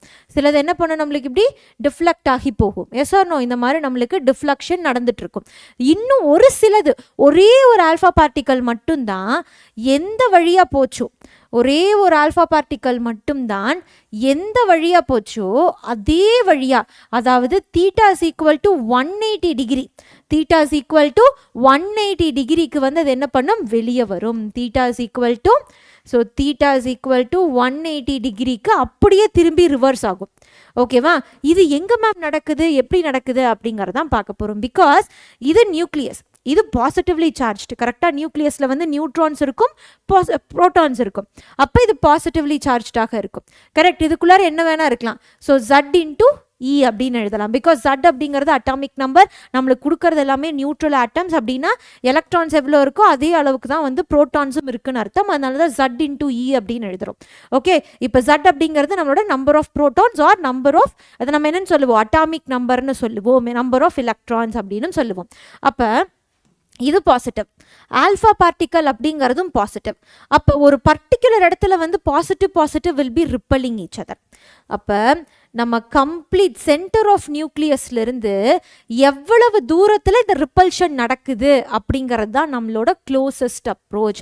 டிஸ்டன்ஸ்லேருந்து எவ்வளோ டிஸ்டன்ஸில் இது 100% திரும்பி போகுது அப்படிங்கிறது தான் நம்மளோட க்ளோசஸ்ட் அப்ரோச். ஓகே, இது எப்படி மேம் நடக்கும் அப்படின்னா, ஸ்டார்டிங்கில் கைனட்டிக் எனர்ஜி பயங்கர மேக்ஸிமமாக இருக்கும். ஏன்னா நம்ம ஒரு வெலாசிட்டியில் தான் இதை அனுப்புகிறோம். அப்போ மேக்ஸிமம் வெலாசிட்டியில் தான் நம்ம ஆல்ஃபா பார்ட்டிக்கல் அனுப்புவோம். போக போக போக என்ன ஆகிடும்னு கேட்டிங்கன்னா, கைனட்டிக் எனர்ஜி மினிமம் ஆகி பொட்டென்ஷியல் எனர்ஜி மேக்ஸிமம் ஆக ஆரம்பிச்சிடும். ரைட், ஸோ இங்கே பொட்டென்ஷியல் எனர்ஜி எப்படி இருக்கும், மினிமமாக இருக்கும். பிகாஸ் ஏதோ ஒன்று தான் டாமினேட்டடாக இருக்கும், ஏதோ ஒன்று தான் எப்படி இருக்கும் பசங்களா, டாமினேட்டடாக இருக்கும். பேலன்ஸ் இருக்கிறது எல்லாமே வீக்கராக தான் இருக்கும். கரெக்ட், அப்போ எந்த டிஸ்டன்ஸில் நியூக்ளியஸோட சென்டர்லேருந்து எவ்வளவு டிஸ்டன்ஸில் பொட்டென்ஷியல் எனர்ஜி மேக்ஸிமம் ஆகி கைனட்டிக் எனர்ஜி 0 ஆகுதோ அதைத்தான் நம்ம க்ளோசஸ்ட் அப்ரோச் அப்படின்னு சொல்கிறோம். ஏன்னா இந்த இடத்துல தான் ரிப்பல்ஷன் ஸ்டார்ட் ஆகும். எப்போ கைனட்டிக் எனர்ஜி மேக்ஸிமம் ஆகுதோ அப்போ டக்குன்னு இது பின்னாடி ரிஃப்ளெக்ட் ஆகிடும். ஓகே, 100 ஆல்ஃபா பார்ட்டிகல்ஸ் அனுப்புகிறோன்னா அதில் 1 மட்டும்தான் இந்த மாதிரி நடக்கும். ஓகே, ஸோ இதோட டீட்டெயில்டு எக்ஸ்பிளனேஷனும் நம்மளுக்கு எங்கே இருக்குது, நம்மளோட நம்மளோட ஆட்டம்ஸ் அப்படிங்கிற ஒன் ஷாட்டில் இருக்குது, போய் பாருங்க. ஓகே பசங்களா, இதுதான் உங்களோட டிஸ்டன்ஸ் ஆஃப் க்ளோசஸ்ட் அப்ரோச் அப்படின்னு சொல்கிறாங்க. ஓகே, அப்போ டிஸ்டன்ஸ் ஆஃப் க்ளோசஸ்ட் அப்ரோச் அப்போ ஆங்கிள் என்னது, angle will be 180 degree. angle will be 180 degree. எவ்வளோ ஆல்ஃபா பார்ட்டிகல்ஸ் இந்த மாதிரி போகும்? ஒரே ஒரு ஆல்ஃபா பார்ட்டிகல் தான், லட்சம் அனுப்பிச்சாலும் அதில் ஒன்று தான் வந்து இந்த மாதிரி போகும். ஓகே, ஸோ நான் இதோட ஃபார்முலாஸ் வந்து கேட்பாங்க. இதோட ஃபார்முலாஸ் எப்படி கேட்பாங்க? So kinetic energy maximum will be equal to the potential energy maximum. So kinetic energy maximum will be equal to, அப்போ kinetic energy will be equal to potential energy maximum. ரெண்டும் மேக்ஸிமம். ரைட், அப்போ போட்டு kinetic எனர்ஜியை half mv square அப்படின்னு எழுதலாமா? half mv square, இதுதான் நம்ம initial velocity. இந்த வெலாசிட்டியில் தான் ஆல்ஃபா பார்ட்டிகல் அனுப்புகிறோம். Will be equal to potential எனர்ஜியை நம்ம எப்படி எழுதுவோம்? 2 எலக்ட்ரானுக்கு k q1 q2 divided by r அப்படின்னு எழுதுவோம். கரெக்டா? q அப்படிங்கிறது என்னது? q1 அப்படிங்கிறது நம்மளோட ஆல்ஃபா பார்ட்டிகல். ஆல்ஃபா பார்ட்டிகல் என்னது? 2 சார்ஜஸ் வச்சிருக்கும், 2 பாசிட்டிவ் சார்ஜஸ் வச்சிருக்கும். q2 அப்படிங்கிறது நம்ம நியூக்ளியஸ்ல இருக்கக்கூடிய protons. அது எப்படி இருக்கும்? Atomic number times into the charge particles divided by r. So this will be 2kZe square divided by r half mv square அப்படின்னு கிடைக்கும். இதுதான் வந்து நம்மளோட closest distance. இதுதான் வந்து நம்மளோட closest approach. அப்போ இதை அப்படியே நம்ம என்ன பண்ணுறோம்? அப்படியே இதை நம்ம வந்து திருப்பி ரீஅரேஞ்ச் பண்ணி எழுதணும் அப்படின்னா உங்களுக்கு என்ன கிடைக்கும்னு பாருங்க. உங்கள் formula will be R naught closest approach will be equal to k into 2ze square divided by half mv square. அப்போ இதை ஃபுல்லாக நான் என்ன எழுதிக்கலாம்? கைனட்டிக் எனர்ஜி அப்படின்னு எழுதிக்கலாம். மேம் அப்போ இந்த ஃபார்முலா அப்படியே நான் வந்து படித்து வச்சுக்கணுமா மேம்? இதை படித்து வச்சுக்கணும். இது கூட இன்னொருமும் நீங்கள் படித்து வச்சுக்கணும். அது என்ன அப்படின்னு கேட்டிங்கன்னா, that is R naught is directly, R naught is inversely proportional to the kinetic energy. R naught is inversely proportional to the velocity square. R naught is inversely proportional to the mass. இந்த கண்டிஷனை தான் நீங்கள் நல்லா தெளிவாக ஞாபகம் வச்சுக்கணும். இது நீட்டுக்குமே இந்த கண்டிஷன்ஸ் எல்லாம் இம்பார்ட்டன்ட். ஓகேவா? ஏன்னா இந்த டைம் உங்களுக்கு காம்பிடன்சி கொஸ்டின்ஸ் அதிகம் பண்ணியிருக்காங்க. அப்போ இந்த மாதிரி கொஸ்டின்ஸும் கேட்க ஆரம்பிப்பாங்க. Okay, hi Harish, hi, welcome. So kinetic energy எனக்கு ஹெச் ஆகிடுச்சு அப்படின்னா ஆர் நாட் வந்து கம்மி ஆகிடும். வெலாசிட்டி அதிகமாக இருந்துச்சு அப்படின்னா ஆர் நாட் கம்மி ஆகிடும். மாஸ் அதிகமாக இருந்தாலும் நம்மளுக்கு என்ன ஆகிடும்? ஆர் கம்மி ஆகிடும். அப்போ இந்த கான்செப்ட் எல்லாம் புரிஞ்சுட்டு நீங்கள் ஆன்சர் பண்ண ஆரம்பிக்கணும். ஓகே, ஸோ ப்ராப்ளம் ஸ்டார்ட் பண்ணிடலாமா? அப்போ ஆர் நாட்டோட ஃபார்முலா என்னது? R naught is equal to K 2ze square divided by kinetic energy. இதான் ஃபார்முலா. ஓகே, ஸ்டார்ட் பண்ணிடலாம். இதான் உங்களோட ஃபர்ஸ்ட் கொஸ்டின். என்ன கேட்டிருக்காங்கன்னு பாருங்க. when an alpha particle of mass m moving with a velocity v bombarded on a heavy nucleus of charge ze. அப்போ q1 வந்து e அப்படின்னு கொடுத்துட்டாங்க, q2 வந்து என்னன்னு கொடுத்துட்டாங்க? q2 அதாவது 2e கொடுத்துட்டாங்க. ஏன்னா ஆல்ஃபா பார்ட்டிகல் தானே. சார்ஜ் எவ்வளோ இருக்கா நியூக்ளியஸில்? ZE அப்படிங்கிற ஒரு சார்ஜ் இருக்கு. வெலாசிட்டி v அப்படிங்கிறதுல மூவ் ஆகிக்கிட்டு இருக்குன்னு சொல்லிட்டாங்க. It's distance of closest approach from the nucleus depends on mass. அதாவது ஆர் வந்து மாஸில் டிபெண்ட் ஆகிருக்கு அப்படிங்கிறது எனக்கு தெரியும். ஆருக்கும் மாஸ்க்கும் ஏதோ கனெக்ஷன் இருக்குன்னு தெரியும். அது என்ன கனெக்ஷன் அப்படின்னு சொல்லி கேட்குறாங்க. ஓகேவா? அப்போ இங்கே பாருங்க, எது கரெக்டான ஆப்ஷன்? எம் கண்டிப்பா கிடையாது, m ஸ்கொயர் கண்டிப்பா கிடையாது, ரூட்டும் கண்டிப்பா இல்லை. So the correct answer is 1/, அதாவது inversely proportional to the mass. Inversely proportional to the mass. ஏன்னா இங்கே தான் நம்மளுக்கு என்ன இருக்கு? half mv ஸ்கொயர் இருக்கு. ஓகேவா?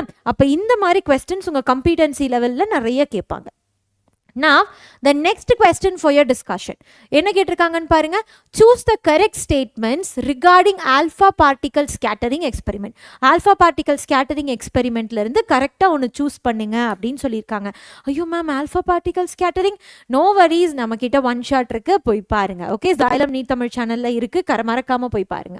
ஓகே, ஸோ கவனிச்சுக்கோங்க. Rutherford's experiment of alpha particle clearly explained about the stability of an atom. Clearly explained. அப்போ போர் என்ன பண்ணாரு? போர் தானே அதை எக்ஸ்பிளைன் பண்ணாரு, இவர் பண்ணலை. ஸோ இது தப்பு. ஃபர்ஸ்ட் ஒன் தப்பு. அப்போ எதெல்லாம் ஒன் இருக்கோ அதெல்லாம் ஆப்ஷன் இல்லை. ஏ அண்ட் பி ஆன்சர் இல்லை, ஆல் த எபவும் ஆன்சர் கிடையாது. ஏன்னா ஃபர்ஸ்டே தப்பு. ஏன்னா ரூதர்ஃபோர்ட் வந்து என்ன பண்ணலை? ஸ்டெபிலிட்டியை பற்றி சொல்லலை. நம்ம போர் தான் வந்து ஸ்டெபிலிட்டியை பற்றி சொன்னார். ஓகேவா? அப்போ அடுத்தது பாருங்க. R naught which is the distance approach of nucleus of alpha particle, it's depends on the kinetic energy of the alpha particle. 100% true. அப்போ 2 வந்து கரெக்ட். எது 2 இருக்கு? இதுதான் 2. So C is your perfect answer. C is your perfect answer. அதுக்கு அடுத்தது இன்னொன்னு கொடுத்திருக்காங்க, impact parameter depends on the kinetic energy of the alpha particle. இத பத்தி தான் next படிப்போம். Okay, so the next concept is impact parameter. அப்ப impact parameter na என்னது ma'am? What is impact parameter அப்படினா?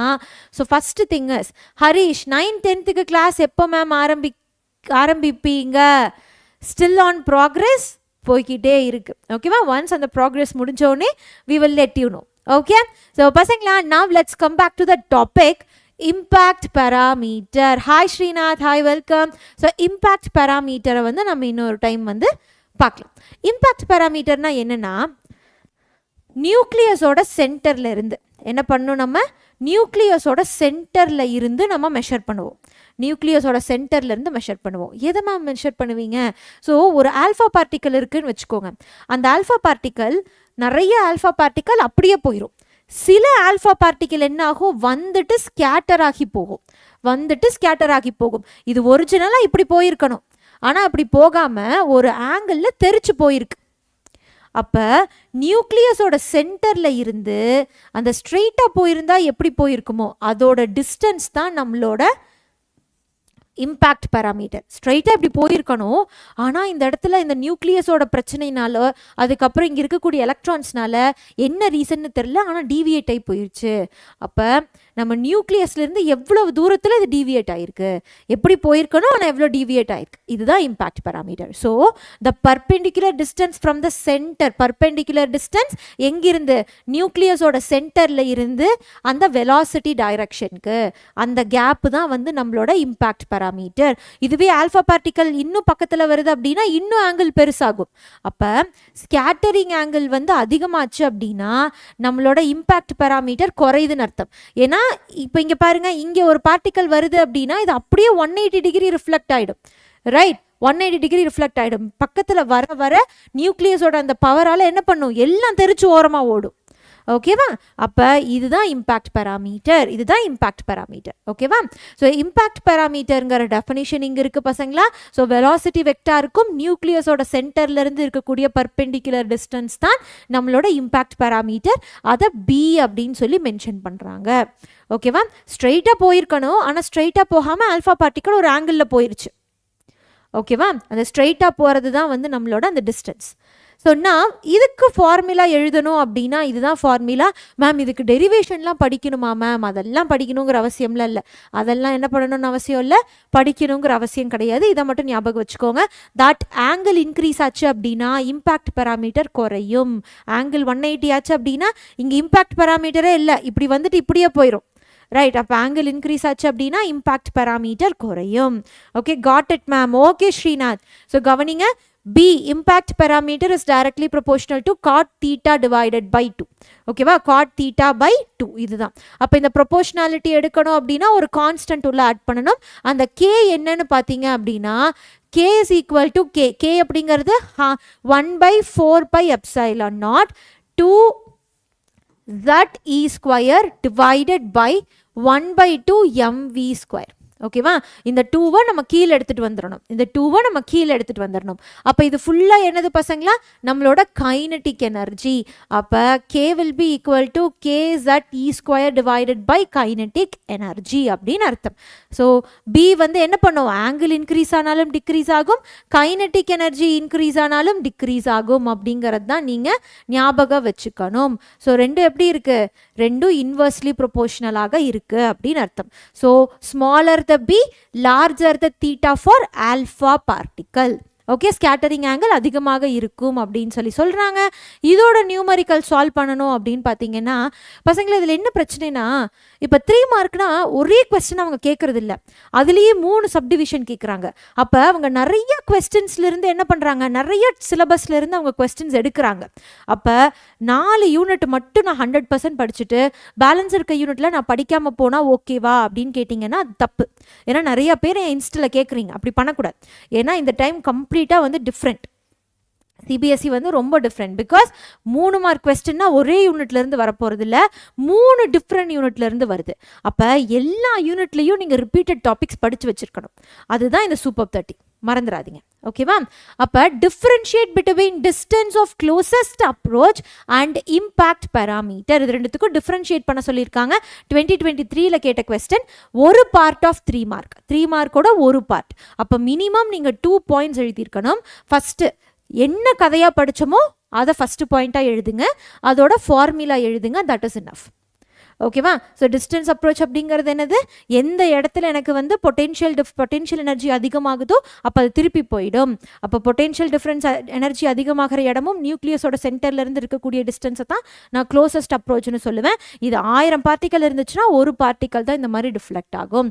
இம்பாக்ட் பேராமீட்டருங்கிறது என்னது, வெலாசிட்டி வெக்டாருக்கும் நம்ம நியூக்ளியஸோட சென்டர்லேருந்து வரக்கூடிய பெர்பெண்டிகுலர் டிஸ்டன்ஸ் அப்படிங்கிறது தான் நம்மளோட இம்பாக்ட் பேராமீட்டர் அப்படின்னு சொல்லி 2 ஃபார்முலாவை மென்ஷன் பண்ணுங்க. Okay, that will be helpful. So now the next question. அடுத்த question என்ன சொல்லியிருக்காங்க அப்படிங்கிறத பாருங்க. Determine the distance of closest approach when the alpha particle kinetic energy is. இப்போ நம்ம என்ன பண்ணணும், R0 வந்து நம்ம கண்டுபிடிக்கணும். R0 என்னன்னு கண்டுபிடிக்கணும். கைனடிக் எனர்ஜி என்னன்னு கொடுத்துருக்காங்க, 3.95 மெகா எலக்ட்ரான் வோல்ட்னு கொடுத்துட்டாங்க. அடுத்தது approaches a nucleus of Z. Z கொடுத்துட்டாங்க. அட்டாமிக் நம்பர் 97 அப்படின்னு கொடுத்துட்டாங்க. 97ன்னு கொடுத்துட்டாங்க. 97 stops and reverse its direction. So நம்ம R0 என்ன அப்படிங்கிறத கண்டுபிடிக்கணும். ஓகேவா? We have to find what is R0. R0ஓட ஃபார்முலா என்ன, சால்வ் பண்ணி ஆன்சர் பண்ணுங்க பார்க்கலாம் ஷாட்டில். கமான், யாரெல்லாம் இது லைவ் முடிச்சதுக்கப்புறம் பார்க்குறீங்களோ மறக்காம இதை ஆன்சர் பண்ணுங்க பார்க்கலாம். So R0 will be equal to K 2Z E square divided by kinetic energy. அப்போ K வந்து 9 into 10 to the power 9 into 2 into Z என்னது பசங்களா, Z வந்து 79 into E என்னது 1.6 into 10 to the power minus 19 the whole square divided by இங்கே இருக்க kinetic energy joules. Electron volt இல்லை, ஆனால் இங்கே எலக்ட்ரான் வோல்ட்டில் கொடுத்துருக்காங்க. அப்போ இதை ஜூலாக நம்ம மாற்றணும். எப்படி மாற்றலாம், 3.95 into 10 to the power 6 into 1.6 into 10 to the power minus 19. இப்போ இது வெறும் வோல்ட் மட்டும் தானே இருக்குது. ஸோ தட் மீன்ஸ் இப்போ இதை ஜூலாக கன்வெர்ட் பண்ணிட்டோம். அப்போ இதை டோட்டலாக நம்ம சால்வ் பண்ணோம் அப்படின்னா you will be getting 5.7 into 10 to the power minus 14 meters அப்படின்னு கிடைக்கும். ஓகேவா? minus 14 meters அப்படின்னு கிடைக்கும். ஸோ இதுதான் உங்களோட எக்ஸாக்ட் வேல்யூ. இதுதான் என்னது உங்களோட எக்ஸாக்ட் வேல்யூ. ஓகேவா? ஸோ கேல்குலேட் பண்ணி பாருங்கள், பர்ஃபெக்டாக ஆன்சர் வருதா இல்லையான்னு சொல்லுங்கள். ரொம்ப ஈஸி, ஆனால் என்னது நம்மளுக்கு you have to focus more. இந்த மிஸ்டேக் விடாமல் சால்வ் பண்ணிங்கன்னா ஈஸியாக இருக்கும். Okay, so this is one part of நம்மளோட 3 மார்க் கொஸ்டின். அப்போ பாருங்கள், 3 மார்க்குன்னு எத்தனை படிக்கிறோன்னு. ஸோ இந்த யூனிட்டை விட்டுட்டு நான் இதை படிப்பேன் அப்படிங்கிற மாதிரிலாம் எதுவுமே இல்லை. கூடிய சீக்கிரம் நான் என்ன பண்ண போகிறேன் அப்படின்னா உங்களோட கொஸ்டின் பேப்பர் எப்படி இருக்க போகுது அப்படிங்கிற ஒரு அனாலிசிஸையும் நான் உங்களுக்கு கொடுக்க போகிறேன். அதுக்கு என்ன பண்ணணும், நீங்கள் மறக்காமல் இந்த சேனலை வந்து என்ன பண்ணிடணும், நீங்கள் மறக்காமல் நீங்கள் சப்ஸ்கிரைப் பண்ணி வச்சுக்கணும். Okay, so call of duty கேன்சல்டா? இல்லை, யார் சொன்னா? மெர்லின், நாங்கள் கேன்சல் பண்ணல, என்ன நீங்களும் ஒரு வதந்தி கிளப்புறீங்க? கால் ஆஃப் டியூட்டி ஆல்ரெடி ஒரு பார்ட் முடிஞ்சிருச்சு. ஸோ சூப்பர் 30 முடிஞ்சதுக்கப்புறம் அடுத்தது இன்னொரு புதுசாக ஒன்று நம்ம செய்யலாம். ஓகே, அண்ட் பசங்களா மறக்காமல் நம்ம டெலகிராம் குரூப்பில் ஜாயின் பண்ண மாதிரியே வாட்ஸ்அப் கம்யூனிட்டிலேயே ஜாயின் பண்ணிக்கோங்க. ஏன்னா இங்கே உங்களுக்கு டிரைவ் லிங்க்கில் நோட்ஸ் இருக்கும். இது வரைக்கும் எந்தெந்த டீச்சர்ஸ் நோட்ஸ் போடலையோ அவங்கக்கிட்டையும் நான் போய் இன்றைக்கி சொல்கிறேன், மறக்காமல் நோட்ஸ் போடுங்க, பசங்களுக்கு வேணும் அப்படின்னு போய் நான் சொல்கிறேன். Okay, yes. ஸோ அதுக்குள்ளார நீங்களே வந்து கேன்சல் ஆகிடுச்சு, அப்படி ஆகிடுச்சு, இப்படி ஆகிடுச்சு, நீங்கள் என்ன எனக்கு சொல்லாமல் கேன்சல் பண்ணிட்டாங்க அப்படிங்கிற மாதிரி ஒரு பதறுமா இல்லையா? Okay, so I am very happy. பசங்களாம் மறக்காமல் என்ன பண்ணுங்கள், உங்கள் ஃப்ரெண்ட்ஸுக்கும் ஷேர் பண்ணுங்கள். நம்ம மட்டும் மார்க் எடுத்தால் போதும் அப்படின்னு நினைக்கிற மாதிரி இங்கே யாரும் இல்லை. ஏன்னா we are very good people இல்லையா? ஸோ இருந்தாலும் மறந்துருந்தீங்க அப்படின்னா மறக்காமல் உங்களுக்கு இன்ஃபார்ம் பண்ணுங்கள். ஓகே, ஸோ பசங்களா now let's talk about stopping potential. let's talk about stopping potential. Ma'am இது என்ன யூனிட்? இது உங்கள் டியூவல் நேச்சரில் இருக்கக்கூடிய ரொம்ப முக்கியமான ஒரு கான்செப்ட். இதிலிருந்து கொஸ்டின்ஸ் கேட்பாங்க. இது என்ன கான்செப்ட் மேம் அப்படின்னீங்கன்னா ரொம்ப சிம்பிள். பிகாஸ் நம்ம வந்து என்ன பண்ணியிருப்போம், 2 சைடு ஒரு கேத்தோடு வச்சுருப்போம், ஒரு ஆனோட் வச்சுருப்போம்.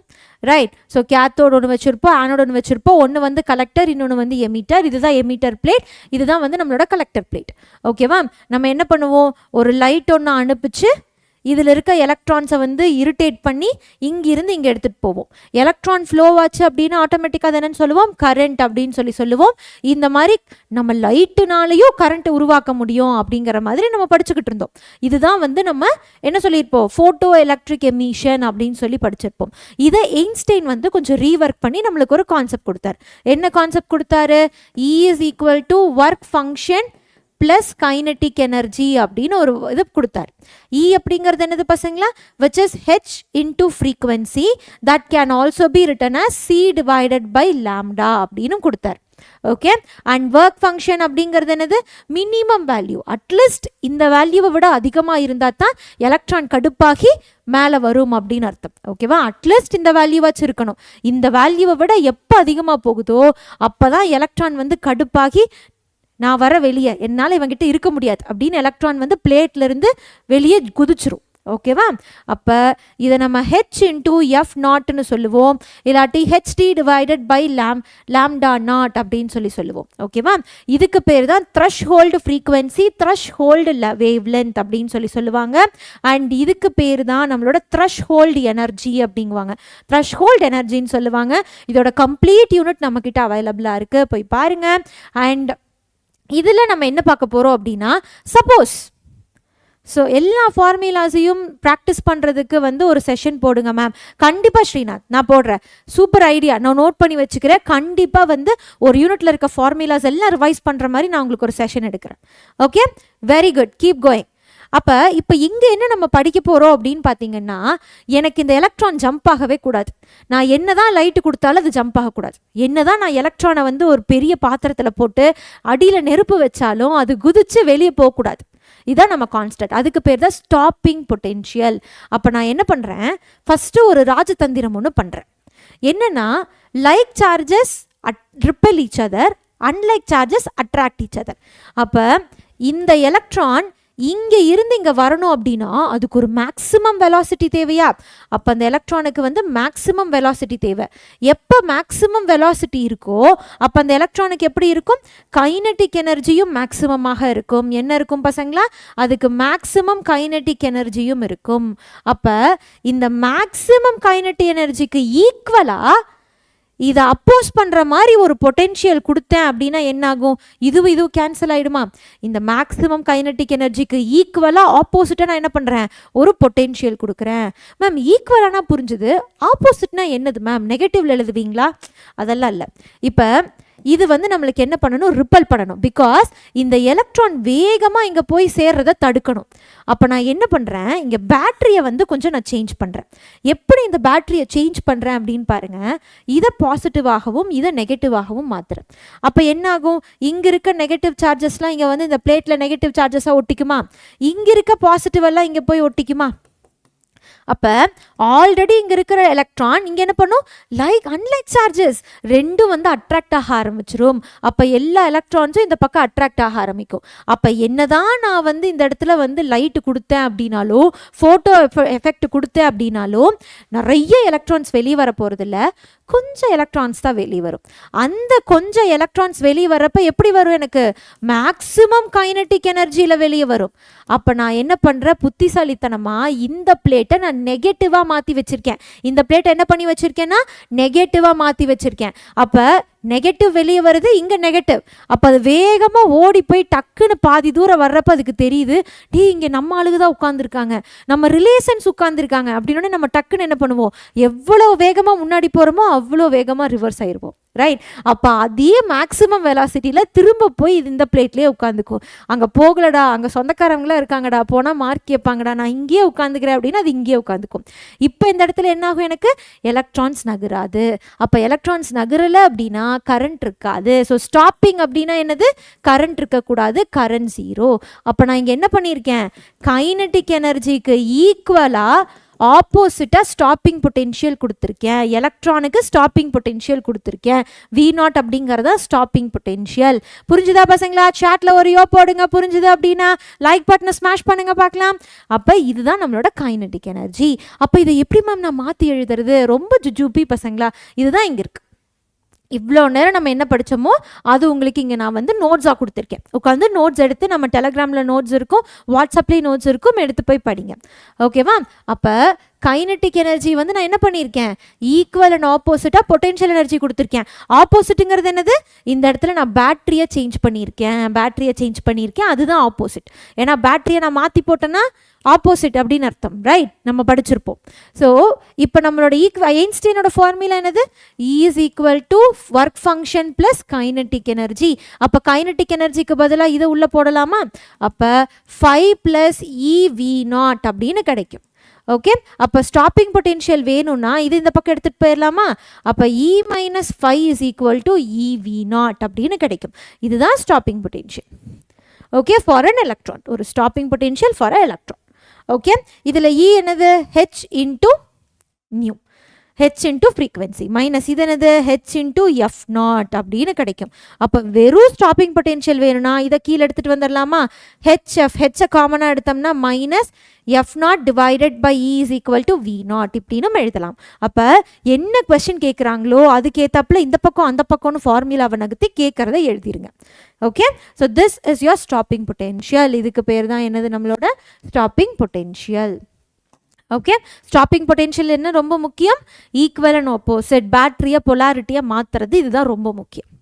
நான் இப்போ இந்த ஸ்டாப்பிங் பொட்டென்ஷியல் பார்த்தீங்க அப்படின்னா V0 is equal to என்னவா இருக்குது, H மைனஸ் ஒர்க் ஃபங்க்ஷன். அப்போ இது எனர்ஜியை டிபெண்ட் பண்ணி இருக்குது, கரெக்டா? அடுத்தது இதை H new minus H new not அப்படின்னு எழுதலாமா?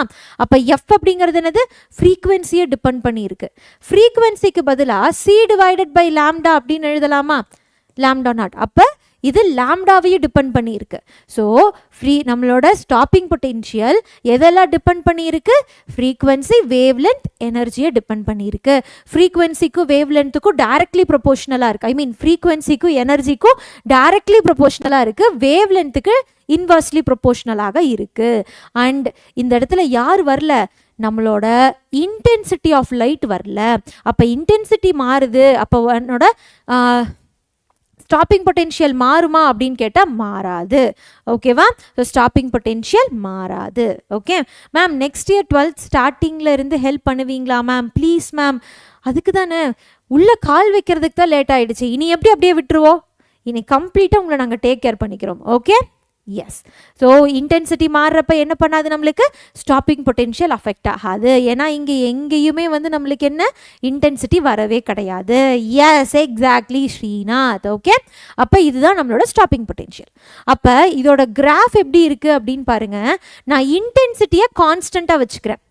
இன்டென்சிட்டியை நான் என்ன பண்ணிக்கிறேன், கான்ஸ்டண்ட்டாக வச்சுக்கிறேன். தட் மீன்ஸ் எனக்கு கரண்ட்டு வந்து கான்ஸ்டண்ட்டாக இருக்குது.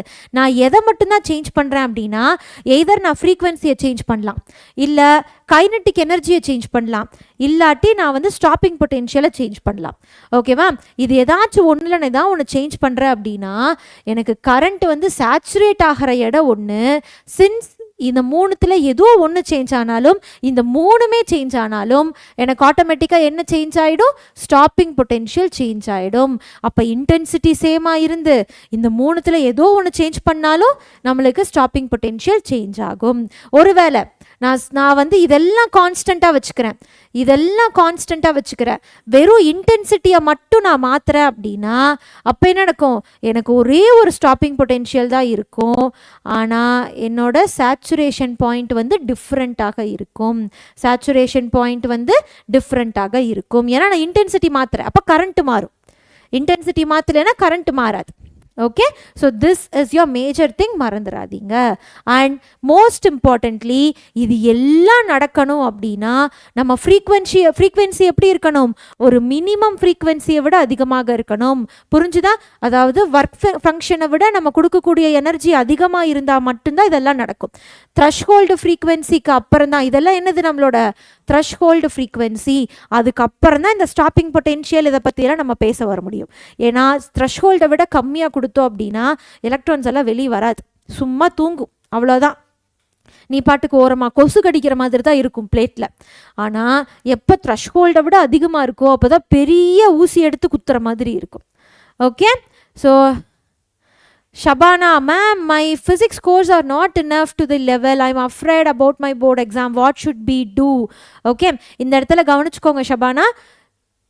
அட்லீஸ்ட் ஈஸியாக வரல, எனக்கு வந்து நான் சாட்டிஸ்ஃபைடாக இல்லை அப்படின்னா ரிப்பீட்டட் டாபிக்ஸை ஃபோக்கஸ் பண்ணி அதில் பூஸ்ட் அப் பண்ணுங்கள். ஓகேவா? அதுவே உங்களுக்கு வந்து போர்டு எக்ஸாம்ஸ்க்கு ஹெல்ப்ஃபுல்லாக இருக்கும். ஓகே ஷபானா? ஏன்னா நிறைய பேர்த்துக்கு ஃபுல்லாக படிக்கிறப்ப கஷ்டமாக இருக்கும், கொஞ்சம் மட்டும் ஃபோக்கஸ் பண்ணுறப்ப ஈஸியாக இருக்கும். ஓகே, எஸ், அதுக்கான ஒர்க் போய்கிட்டே இருக்குது ஷித்தி. ஓகேவா? அதுக்கான ஒர்க் போய்கிட்டே இருக்குது. ஓகே, ஸோ நான் ஸ்டாப்பிங் பொட்டென்ஷியலில் என்ன பண்ணலாம் அப்படின்னு பார்த்தீங்கன்னா அதில் நியூமரிக்கல் சால்வ் பண்ணலாம். ஓகே, இது 2 மார்க்கில் வந்து கேட்ட கொஸ்டின். என்ன கேட்டிருக்காங்கன்னு பாருங்கள். How would the stopping potential for a given photosensitive plate, அதாவது photo sensitive surface changes? எப்படி ஸ்டாப்பிங் பொட்டென்ஷியல் சேஞ்ச் ஆகும் அப்படின்னு கேட்டிருக்காங்க. இது ரெண்டுத்துல எது கரெக்ட்னு சொல்லுங்க பார்க்கலாம். எதை பண்ணா ஸ்டாப்பிங் பொட்டென்ஷியல் சேஞ்ச் ஆகும்? ஆன்சர் பண்ணுங்க. The frequency of the incident radiation were increased. frequency increase பண்ணோம்னா ஸ்டாப்பிங் பொட்டென்ஷியல் இன்க்ரீஸ் ஆகுமா அப்படிங்கிறது ஃபர்ஸ்ட் கொஸ்டின். அடுத்தது இன்டென்சிட்டி ஆஃப் இன்சிடென்ட் அதை வந்து நான் டிக்ரீஸ் பண்ணனா எனக்கு இன்க்ரீஸ் ஆகுமான்னு கேட்குறாங்க. ஸோ செகண்ட் ஆப்ஷன் வந்து புல்ஷிட். பிகாஸ் நம்ம இன்டென்சிட்டியை பொறுத்து நம்மளுக்கு வந்து என்ன இருக்க போகிறதில்ல, ஸ்டாப்பிங் பொட்டென்ஷியல் இருக்க போகிறதில்ல.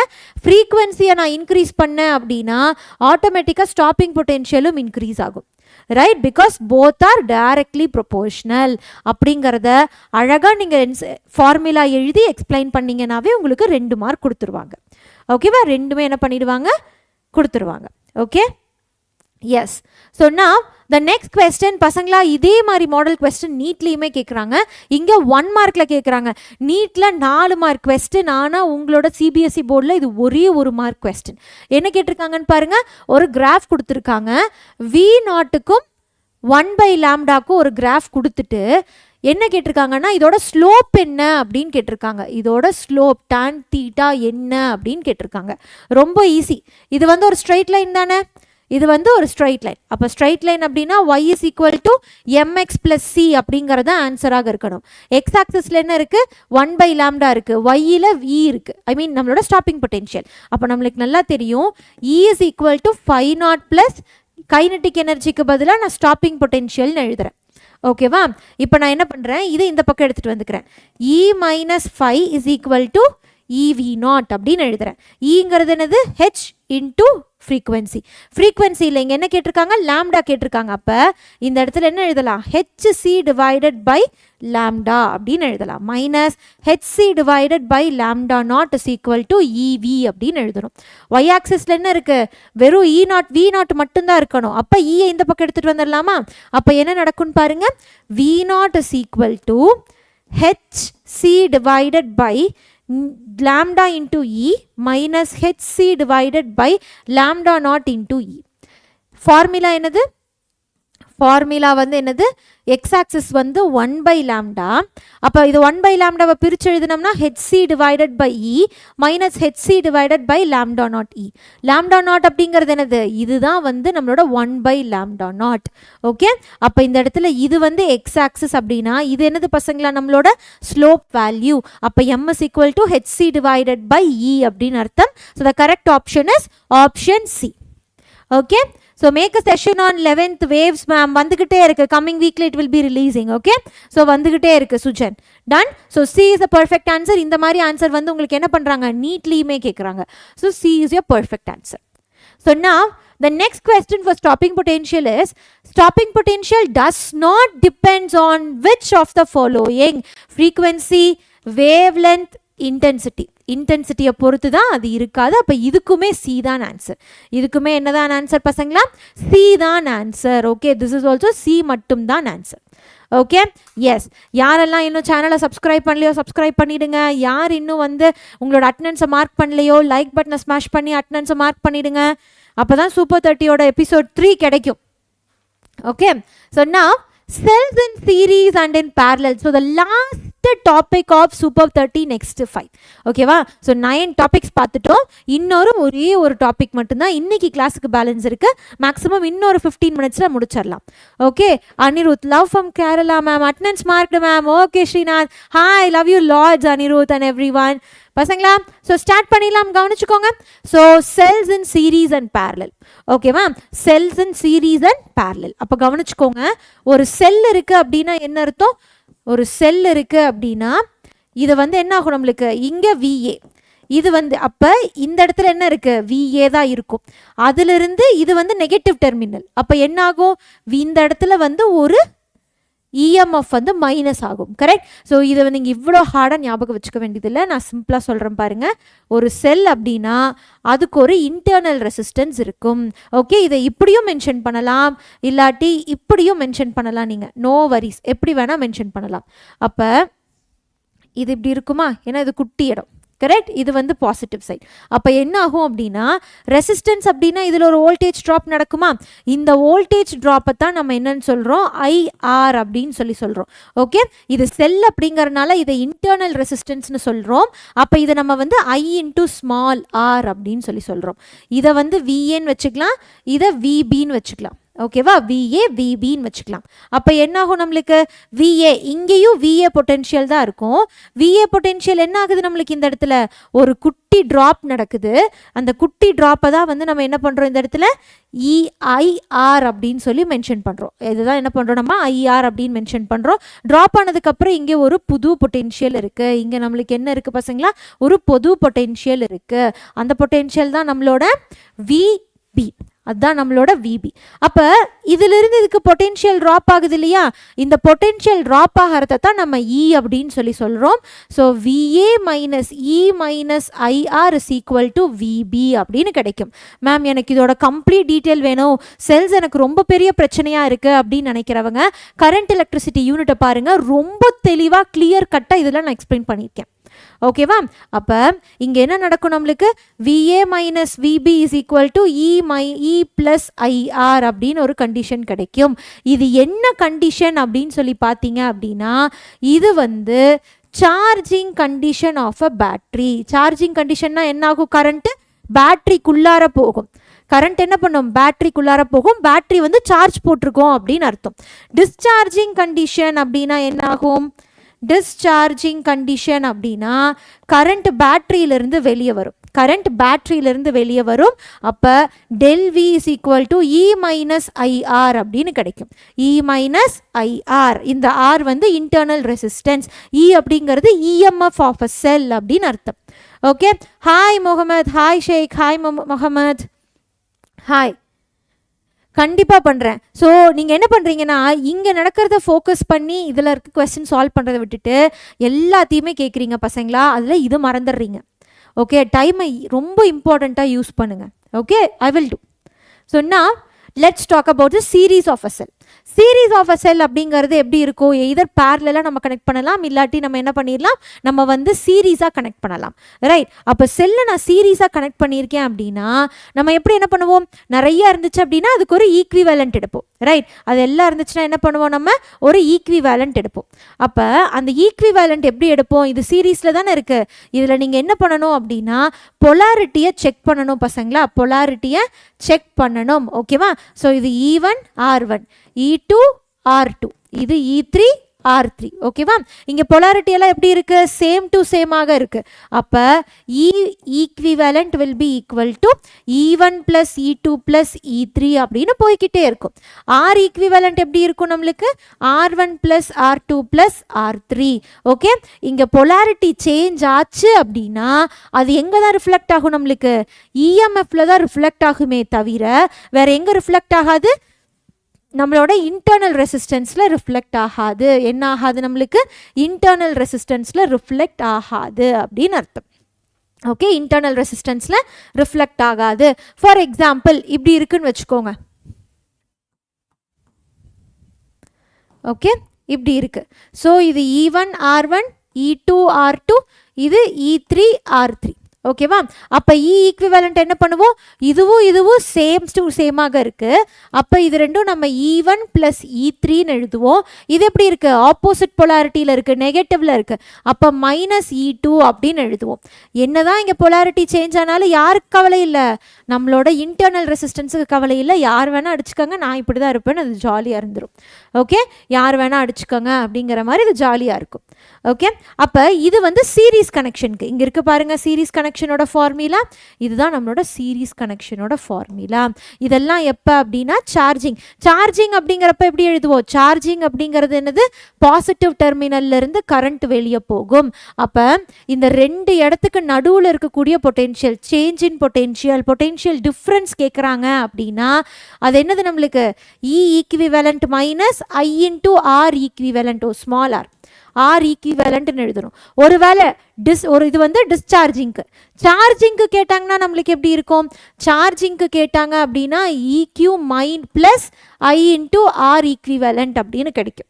ஓகே, ஒருவேளை இந்த இ ஈக்குவிவலண்ட் வந்து எனக்கு நெகட்டிவ் இப்படி திரும்பி இருக்குன்னு வச்சுக்கோங்க, இப்படி இருக்கு இந்த மாதிரி இருக்குது அப்படின்ட்டாங்கன்னா இங்கே என்ன ஆகிடும், நம்மளுக்கு இங்கே ஒரு மைனஸ் வந்துடும். இங்கே வந்து என்ன ஆகிடும், நம்மளுக்கு ஈக்குவிவலண்ட்டே திரும்பி இருக்குது அப்படின்னா ஈக்குவிவலண்ட்டுக்கு முன்னாடி ஒரு மைனஸ் வந்துடும். ஓகேவா? அப்போ சார்ஜிங்கிறத பார்த்துட்டு நீங்கள் ஃபார்முலாஸ் எழுதணும், இல்லாட்டி மிஸ்டேக் ஆகிடும். டிஸ்சார்ஜ்னா என்ன பண்ணும், பாசிட்டிவ்லேருந்து டிஸ்சார்ஜ் ஆகும். இப்போ ஹாஸ்பிட்டல்லேருந்து டிஸ்சார்ஜ் எப்போ பண்ணுவாங்க, நம்ம பாசிட்டிவாக ஓகேவாக இருந்தாகத்தான் டிஸ்சார்ஜ் பண்ணுவாங்க. அப்போ பாசிட்டிவ்லேருந்து கரண்ட் வெளியே வருதுன்னா டிஸ்சார்ஜிங், உள்ளே போகுது அப்படின்னா சார்ஜிங் அப்படின்னு அர்த்தம். ஓகே, ஸோ இதெல்லாம் தான் கான்செப்ட். அப்போ பாருங்கள் இந்த இடத்துல இப்போ இங்கே 2 பேட்டரி இருக்குது. நம்மளுக்கு இந்த பேட்டரியை மட்டும் நம்மளுக்கு பொட்டென்ஷியல் கண்டுபிடிக்க சொல்கிறாங்க. இது எப்படி இருக்குது, இது ரிவர்ஸில் இருக்குது. ரைட், அப்போ இங்கே பாருங்கள் நெகட்டிவ் போட்டிருக்கோம். டோட்டலாக பார்க்குறப்ப E1 - E2ன்னு எழுதியிருக்கோம். E1 - E2. S, Covid பாசிட்டிவ்னா discharge பண்ண மாட்டாங்க மேம், அப்படி கூட நீங்கள் ஞாபகம் வச்சுக்கலாம், தப்பே இல்லை. ஸோ நான் த பேரலல் கனெக்ஷன் அப்படிங்கிறப்ப நீங்கள் 2 விஷயம் ஞாபகம் வச்சுக்கணும். இஃப் 2 பேரலல் மட்டும் இருக்குது, 2 செல்லு மட்டும் பேரலில் இருக்குது அப்படின்னா EMF equivalent will be E1 R2 plus E2 R1 divided by R1 plus R2. R equivalent எப்படி இருக்கும், R2 plus R1 divided, R1 R2 divided by R1 plus R2 அப்படின்னு கிடைக்கும்.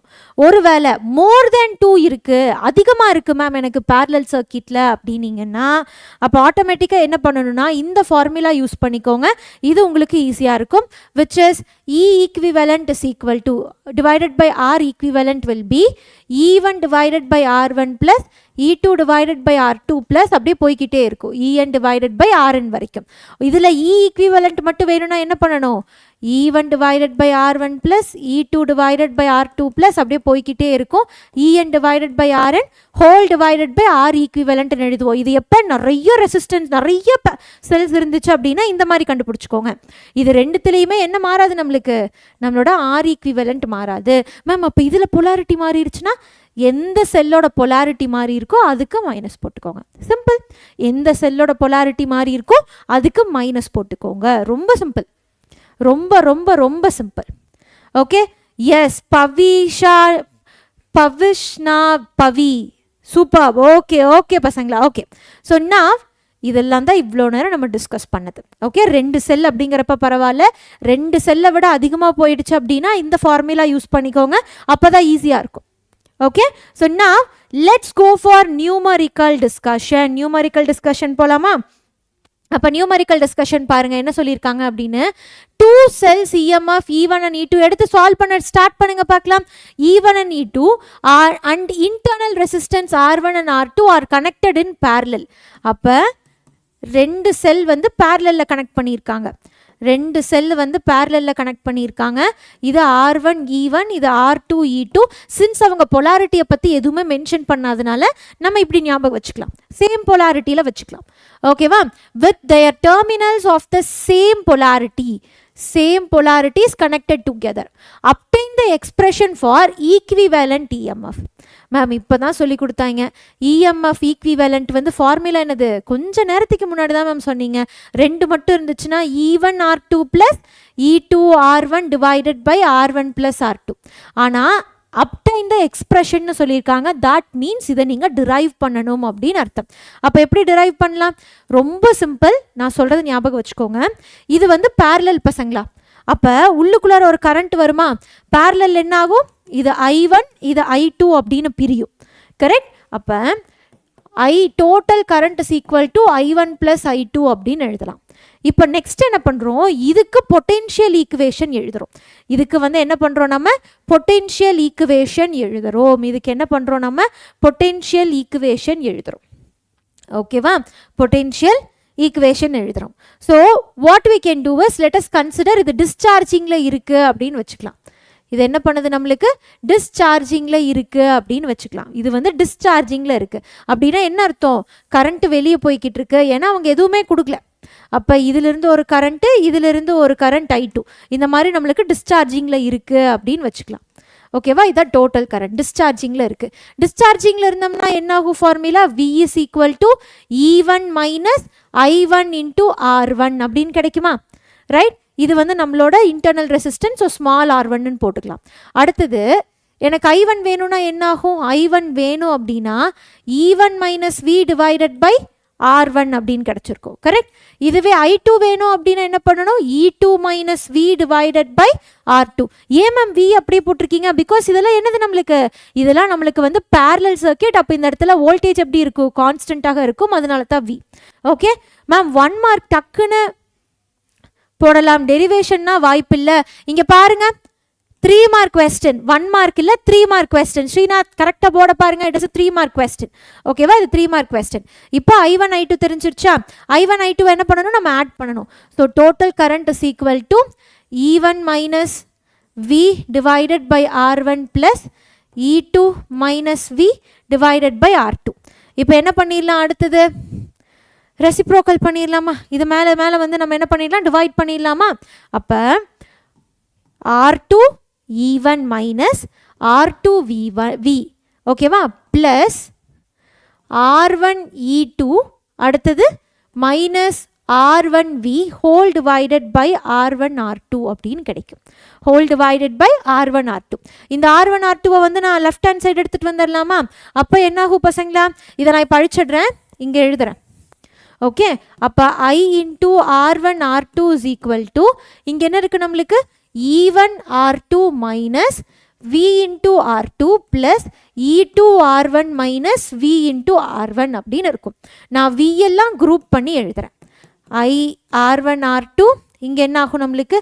E1 R2 plus E2 R1 minus வியை காமனாக எடுத்தோம்னா R1 plus R2ன்னு கிடைக்கும். இப்போ நம்மளுக்கு என்ன தேவை? எக்ஸ்பிரஷன் தேவை. அப்போ வியை நான் இந்த பக்கமும் ஐயை நான் இந்த பக்கமும் எடுத்துகிட்டு வரேன். அப்போ V into R1 plus R2 is equal to E1 R2 plus E2 R1 minus I into R1 R2 அப்படின்னு கிடைக்கும். இதை கீழே எடுத்துகிட்டு வந்துடலாமா? V is equal to E1 R2 plus E2 R1 whole divided by R1 plus R2 minus I into R1 R2 divided by R1 plus R2 அப்படின்னு. இப்போ இது என்னது பசங்களா? இது டோட்டலாக எப்படி இருக்கு? இது டோட்டலாக V is equal to E equivalent minus R IR equivalentங்கிற மாதிரி இருக்கா? அப்போ இதுதான் நம்மளோட EMF equivalent for 2 செல்ஸ். இது நம்மளோட R equivalent அப்படின்னு இப்படி நீங்கள் டிரைவ் பண்ணி எடுத்துகிட்டு போய் கொடுக்கணும். அப்படி கொடுத்தா தான் ஈஸியாக இருக்கும். Yes, exactly. கஷ்டம் தான், பட் உங்களுக்கு ஈஸியாக புரியணும் இல்லையா? அதனால super cool ma'am. Cool cool டர்மி கூல் பசங்களா. ஓகே, அப்போ இதை 3 மார்க் கொஸ்டின். இந்த மாதிரி கொஷின்ஸும் கேட்பாங்க. அப்போ இது எக்ஸாக்டாக டைரெக்டாக கேட்டதா அப்படின்னா இல்லை, கான்செப்ட் புரிஞ்சவங்கனால தான் இது இப்படி எழுத முடியும். ஓகே, ஸோ அடுத்த கொஸ்டின் அட்டன் பண்ணுங்க பார்க்கலாம். கமான், நெக்ஸ்ட் கொஸ்டின் அட்டன் பண்ணுங்க. Okay, so next question attend பண்ணுங்க பார்க்கலாம். What is your next question? Answer பண்ணுங்க. ஓகே, ஐ என்ன பண்ணுறாங்க? ஓகே, ஸோ பசங்களா கவனிங்க. நெக்ஸ்ட் கொஸ்டினுக்கு ஆன்சர் பண்ணுங்க பார்க்கலாம். The equivalent EMF of the combination of number of cells will be maximum when they are connected in. எப்போ வந்து இஎம்எஃப் வந்து மேக்ஸிமமாக இருக்கும் அப்படின்னு கேட்குறாங்க. பேரலல்ல கனெக்ட் பண்ணால் என்ன ஆகும், நம்மளுக்கு இஎம்எஃப் வந்து எப்படி இருக்கும், நம்மளுக்கு மேக்ஸிமமாகவா இருக்கும், கம்மியாக இருக்கும். சீரீஸில் கனெக்ட் பண்ணுறப்ப தான் நம்மளோட வோல்டேஜ் அடிட்டிவ் அப்படின்னா என்ன அர்த்தம், இஎம்எஃப் வில் பி அடிட்டிவ் அப்படின்னா தான் அதிகமாக இருக்கும் அப்படின்னு அர்த்தம். So the perfect answer is option A. Okay, so பசங்களா, that's it for the day. இன்னைக்கு நாள் நம்ம முடிச்சிட்டோம். ஸோ சூப்பர் 30ல 10 டாபிக்ஸ் நம்ம பார்த்து முடிச்சிட்டோம் இது வரைக்கும். இந்த 10 டாபிக்ஸில் வந்து என்ன பண்ணியிருக்கேன், இனி உட்காந்து ப்ராக்டிஸ் பண்ண ஆரம்பிங்க, டைம் வேஸ்ட் பண்ணாதீங்க, எவ்வளவு சம்ஸ் முடியுமோ அவ்வளோ சம்ஸ் இதில் போட்டு பாருங்கள். ஏன்னா இந்த 10 topics are very important. Okay, இனி அடுத்த 10 டாபிக்ஸில் நெக்ஸ்ட் வீக்கில் நான் உங்களை சந்திக்கிறேன். ஓகே, நான் என்ன பண்ணுறேன், நெக்ஸ்ட் வீக்கில் நெக்ஸ்ட் 10 டாபிக்ஸோட உங்களை நான் சந்திக்கிறேன். ஓகே, ஸோ பசங்களை ஏதாச்சும் டவுட்ஸ் இருக்குது அப்படின்னா நம்ம இன்ஸ்டாகிராமில் கூட நீங்கள் சொல்லலாம். நான் எப்போல்லாம் பார்க்குறனோ அப்போல்லாம் நான் ரிப்ளை பண்ணுவேன். Okay, so next super 30 episode 3 வேணும் அப்படின்னா மறக்காமல் என்ன பண்ணுங்கள், நம்ம கமெண்ட் செக்ஷனில் வந்து மென்ஷன் பண்ணுங்கள் ஒரு யோவோட. Okay, no doubts ma'am. Okay, cool பசங்களா, சூப்பர் கூல் டர்மி cool. Okay, yes. So thank you so much for your time. இந்த 1.5 hours நீங்கள் வேஸ்ட் பண்ணியிருக்கல, நீங்கள் ரொம்பவே வந்து சாட்டிஸ்ஃபைடாக ஃபீல் பண்ணுறீங்கிறத நான் நம்புகிறேன். நெக்ஸ்ட் செஷனில் வந்து நான் சந்திக்கிறேன். 11th கிளாஸ் கண்டிப்பாக அப்லோட் பண்ணப்படும். ஓகே, நீங்கள் என்ன பண்ணிவிடுங்க, நம்மளோட இன்ஸ்டா கியூஆர் கோடையும் ஸ்கேன் பண்ணி இன்ஸ்டாவில் ஜாயின் பண்ணிக்கோங்க. ஏன்னா அங்கே சப்போஸ் நீங்கள் வந்து உங்களோட மீம்ஸ் எல்லாம் க்ரியேட்டிவ் மீம்ஸ்லாம் போடுறீங்க இல்லையா, that will be seen to every one. உங்கள் டேலண்ட் வெளியே தெரியும். ஓகே, ஸோ நாங்கள் வந்து படிக்கிறதுக்கு மட்டும் ஹெல்ப் பண்ணல, உங்களோட எக்ஸ்ட்ரா கரிக்குலர்ஸுக்கையும் நாங்கள் ஹெல்ப் பண்ணிக்கிட்டு இருக்கோம் பசங்களா. So take care everyone, have a great day. Next class la meet pannalam. This is me, Shobi ma'am. You people know when Shobi ma'am is here, no fear, right? So bye everyone, take care, have a great day. Next episode 3 la meet pannalam.